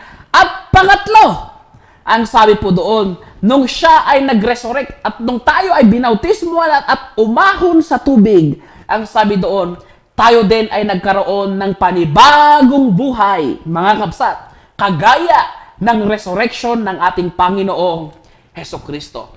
Sa madaling salita, ito yung sinasabi ni Jesus Christ doon sa John chapter 3, verse 3 to 5, that you must be born again. Born of water and Spirit. Aha. Sapagkat ang sabi doon, nung siya ay nabautismuhan, Romans chapter 3, verse 5 and 6, siya ay maglalakad sa panibagong buhay. Yung dating ikaw ay inilibing mo na. Oo. Pinatay mo na yung dati mong gawain, yung mga makasalanan na gawain, pinatay mo na. At ibinaon mo na ito sa limot. At ikaw ay maglalakad na sa panibagong buhay. In other words, born again. At yan po ang kanyang sinasabi sa 2 Corinthians chapter 5, Verse 17. Ang sabi niya dito, kung hindi ako nagkamali Tama sa yun. aking pagko. 2 Corinthians 5:17. 2 Corinthians chapter 5 verse 17. Oo. Ang sabi niya Therefore, sa American Standard Version sa Bible ko, therefore if anyone is in Christ, he is a new creation. Oh. The old has passed away, behold, the new has come. actually, pag si Paul sinasabi niya in Christ, ang ibig sabihin niya yun, nakipag-isa ka na eh. Oh, pag-aari ka na ni Kristo. Nakipag-ano ka na, nakipag-live ka na, Oh, nakipag-isa. unite. Oo. Ayan. Sapagkat bakit? Ang sabi nga ni Kuya Ed kanina sa Galatians chapter 3 verse 37, Oo. ikaw na isinuot mo na si Kristo. Oo. Kaya nga dito, mga kapsat, ang sabi doon, ikaw na ay isang bagong nilalang. Hindi ba ang tawag dyan ay born again? Oo. Born again, kapsat, I will tell you frankly. Oo. Ano po, according to the scripture, Oo. it is not a religion, It's not a religion. but it is an experience of every Christian. Oo. That you must die for your sins. Oo. And you must be buried. Ano po, ililibing mo na yung lumang ikaw. Dapat sapagkat pinatay mo na. Ano po, yung iyong mga masamang gawain. Yung umpisa mo, philosopher, die with your sins. Die with Mamamatay your- You ka have died with your sins. sins. Kasama mo doon sa bautismo mo. Oo. Hindi died for your sins. And then, you will be buried. Kasi Oo. patay eh. Anong gagawin Oo. mo sa patay? Oo. Ibuburol mo. Hindi. Mga ngalingasaw. Ang angaling raso. Kaya Oo. libing. Kailangan ilibing. At ang sabi doon, pag ikaw ay nalibing, Oo. ikaw ay aahon na muli. Oo. Kagaya ng resurrection ng ating Panginoong Kristo. Nasunod ba yung gospel? Ano ba yung gospel? Death, burial, and resurrection. Nasunod yun. Death, sinunod mo. Yung burial, sinunod mo, ikaw ay nagpabautismo. Oo. Ang sabi po doon sa Ephesians chapter 2 verse 12, yung bautismo ay isang paglilibing. Oo. At ang sabi po doon, ikaw ay inilibing sa iyong mga kasalanan. Oo. At nung ikaw ay umahon sa tubig, 2 Corinthians chapter 5 verse 17, ikaw na ay isang bagong nilalang. Oo. Sa madaling salita, you are now a new creation. Sa Ayan. madaling salita, anak ka na ng Diyos. Ayan. Yung Ang nagsabi, hindi ako. Yung paglilibing, Colossians 2:12 yun. Ayun. Colossians 2:12. Basahin natin, mga kapsat, at Colossians isusulat po chapter niyan. verse 12. Oo. Ayan. At ikukulit din natin sa chapter 3. Oo. Ang sabi dito sa verse 12, Oo. buried with him in, In baptism. baptism. Pansin nyo po, in baptism. Oo. And which you also were raised with him through faith in working of God, Oo. who raised him from the dead. So, ini-explain ni Apostol Pablo sa mga taga-Colossae kung paano ba sila naging kaisa ni Kristo. Tsaka ang ganda niya, Captain Islaw. Sinasabi ng Colossians 2:12, that's not your work. Yes. Ang sabi niyan, it's the working of God. Yes. Eh, sinasabi ng mga pastor natin, yung bautismo is an act of works. Oo. Eh, malinaw na sinasabi diyan, that is the working of God. Di ba, pinagagawa niya yan sa'yo para magkaroon ng bisa, yung kamatayan, yung paglilibing, at muling pagkabuhay ni Kristo. Oo, kaya po mali yung sinasabi ng mga pastor bola-bola natin na yung bautismo ay paggawa natin. That's not your work. Yes. It's the work of God. Pinagagawa sa niya yan atin. sa'yo. Kaya nga, dahil sa bautismo, Oo. ano ba yung pinapatay kasi natin dyan? Oo. If you go to Colossians chapter 3, verse 3, ay ganito hanggang verse 5, Oo. For you died and your life is hidden with Christ in God. When Christ, who is our life, appears, when you also will appears with Him in glory. Therefore put to death your members which are on earth, fornication, uncleanness, passion, evil desires, covetousness, which is idolatry. Because of these things, the wrath of God is coming upon the sons of disobedience. Pero in-explain po niya sa verse 10. Ang sabi dito sa verse 10, and you have put on a new man who is renewed in knowledge. Di ba? Pagka tayo po ay nakipag-isa kay Kristo, ano po? Na-renewed. Okay? Yung ating kaalaman, yung ating knowledge. Bakit? Kasi sabi niya, according to the image of Him who created Him. Sa madaling salita, mga kapatid, once na isinuot pala natin si Kristo, kaya pala sinabi ng Diyos, today, you are my son and I'm begotten you. Kasi in fact, hindi naman talaga tayo ang nakikita ng Diyos, kundi ang nakikita niya sa atin ay ang kanyang sinisintang Gusto anak kong komentuhan na si niyang Kristo. yung renewed in knowledge na yan. Kasi ang conversion ng maraming denominasyon ay renewed in emotion. Nakita mo yan, sinasabi ni Pablo sa atin, yung palang kaligtasan natin mga kapsat, ang may pasimuno pala niyan ay yung pagbabago ng ating kaalaman towards God. Hindi yung sinner's prayer, ang naibibigay lang sa atin yan ay puro damdamin at emosyon. Yes. Doon sa, alam mo ba ni philosopher, yung anxious bench na yan, yung mourner's bench na yan, hanggang sa kay Billy Graham, walang ginawa yan kung hindi kilitiin ang emosyon ninyo at mapaiyak kayo at mapasabi kayo, Lord, tinatanggap kita. Pero hindi po yan ang sinasabi ng Biblia. Kaya nga may gospel, para yan po ang magbibigay sa atin ng kaalaman sa atin. At para yan po ang magsilbing paumpisa ng ating pagbabago. Yes. Renewing yan eh. Kung wala kang knowledge, paano ka magre-renew? Yes. Tatlong renewing yan eh. Oo. Yung una, verse 2, renewing of your mind. Yung verse 1, renewing of your heart. Ano po? And then yung susunod, renewing of your life. Sapagkat bakit? Verse 9. Ang sabi doon, do not lie to one another, saying that you have put off the old self with its practices. Ililibing mo na kasi yung lumang ikaw. Oo. At ang sabi doon, sa verse 9, ikaw na ay bagong nilalang. Oo. At ang sabi doon, dapat yung image na ni Kristo ang nakikita sa'yo. Bakit? 1 Corinthians chapter 11 verse 1. I imitate me for I imitate Christ. Yun ang Ayan. sabi ng ating Apostol Pablo. Sabi niya, ang ginagaya natin ay ating Panginoong Hesukristo. Kaya nga, pag nakikita ka kamukha mo si Kristo. Kaya pala, nasabi na magkapatid kayo. Sabi, pag magkapatid kayo, di naman kayo magkamukha. Paano yun? At lahat po yan nagsisimula kapag sinuot mo na si Kristo sa iyong bautismo. Yes. Dahil naunawaan mo yung gospel ng ating Panginoong Kristo na dapat mong gampanan sa buhay mo upang makapagsimula ka.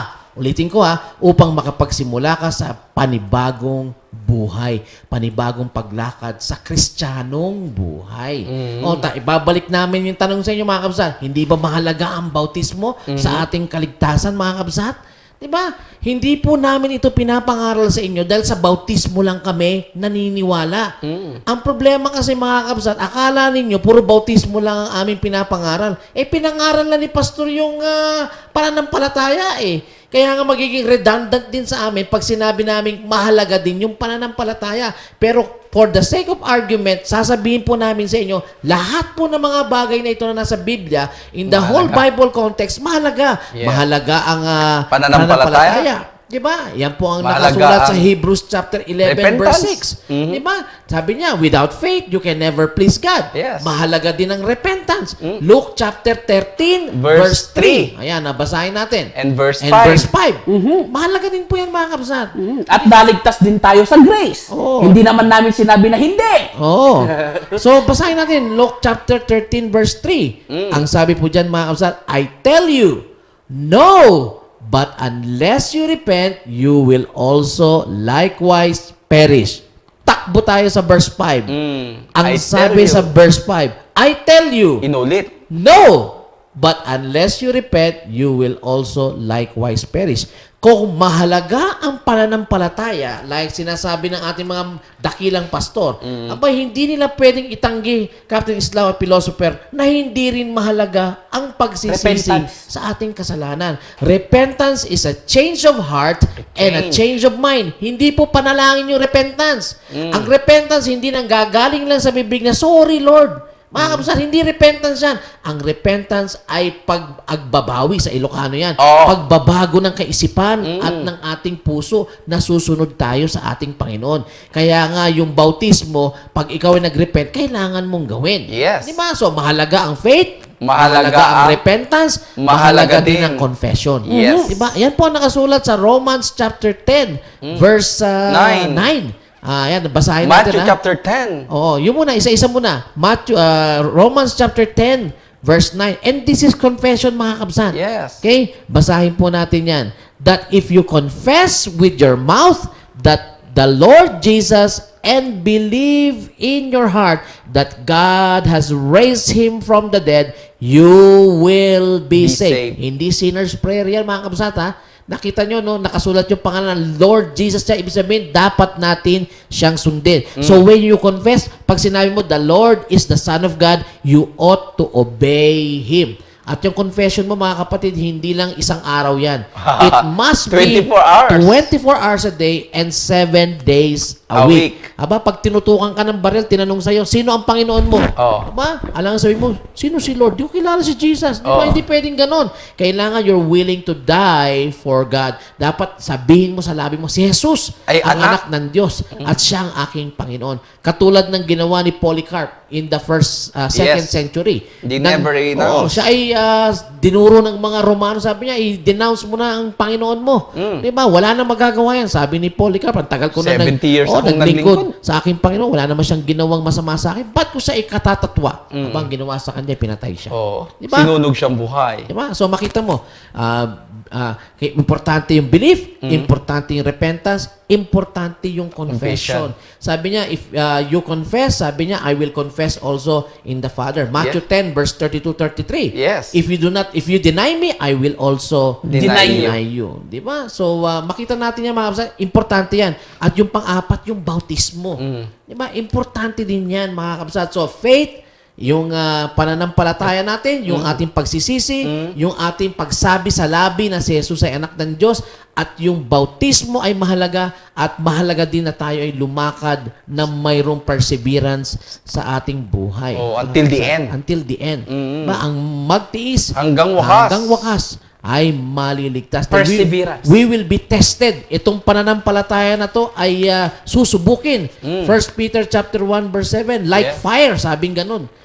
Ito ay mas mahalaga pa sa ginto. So kinakailangan tayo lalakad na may pagtitiis sa ating buhay. Yan po yung sinasabi namin sa iyo in the holistic sense of the word, na ang kaligtasan mga kabsat ay hindi lang pananampalataya. Kailangan nating manampalataya. Yes, importante yan. Kailangan magsisi tayo sa ating kasalanan. Kailangan sabihin natin sa labi natin any time of the day na si Jesus ang Panginoon natin. Kailangan nating mabautismuhan at kailangan din natin lumakad ayon sa nasusulat. Sabi ng ating Panginoon, teach them to observe all things. Kailangan mag-study tayo para makalakad tayo, para tayo ay makapagtiis sa lahat ng ibabato sa atin na pagsubok sa ating buhay hanggang sa dumating ang ating Panginoong Hesukristo. O ngayon, ibabalik namin yung tanong sa inyo. Hindi ba mahalaga ang bautismo sa ating kaligtasan? Kayo po ang makakasagot dyan. Out of all these verses, Opo. na napakarami, Ang sasabihin lang ni Pastor sa inyo, faith. Pero marami kaming sinabi sa inyo. Ito po yung whole Bible context with regards to our salvation, mga kapsat. Ang pagdidesisyon po ay nasa inyo. Kung ito po ay naintindihan nyo mabuti, mga kapsat, you can text us at marami po kaming maitutulong sa inyo. Kung kailangan nyo pa ng study tungkol dito, kung mahalaga sa inyo ang tunay na kaligtasan, the common salvation na sinasabi ni Jude in verse 3, mga kapsat, na kung papaano sila naligtas noon, ay ganun din dapat tayo maligtas ngayon. I-text nyo po kami sa aming mga numero na ipa-flash sa amin ni Director Riv. Mako-contact nyo po kami dyan kahit saan sulok po kayo ng mundo. Kung kinakailangan nyo po ang tulong namin, mga kapatid, pupuntahan po namin kayo at kami ay tutulong sa inyo upang maganap ninyo ang pinakadakilang utos ng ating Panginoon, the Great Commission, mga kabsat. Ito po ang number namin sa 092731255500 at sa Smart naman 0908-402-5063. Your number, Philosopher. ang number ko naman po ay 0949-953-8234. At ang number naman ni Poging-Poging si Captain Islao. Ang number ko po ay 0932-667-5982. At kung kayo po ay merong mga nais sabihin sa amin na mahaba at di kasya dyan sa iyong text, mga kabsat, you can contact us at rescuebibleradio@gmail.com. Ayan. Kung may dadagdag pa si Philo sa ating lesson, Ayan, mga kabsat, importante po ang bautismo. Wala po tayong makita na example doon sa Book of Acts na nag-sinner's prayer at naging Kristiyano. Kristiyano na. Pero marami po tayong makita sa Biblia na nag-repent, sila ay nag-confess, at nagpabautismo at sila ay naging Kristiyano. ayan. Ayan. So, we leave you with that lesson, mga kabsat, at i-challenge nyo ang Bible nyo, mga kabsat, para pakita nyo yan kay Pastor Bola Bola, yung aming ikinuwento sa inyo na kumpleto po na nasa Biblia. Alright? Doon po sa mga YouTubers natin, mga kabsat, mag-login lamang po kayo pag pinapanood nyo to, and don't forget to click on the subscribe button. Hanggang sa susunod po nating pagsasama-sama dito lamang po sa programang Kontra sa mga nambobolang mga pastor sa Let's Challenge the Bible! Buyers! Bye-bye! God bless!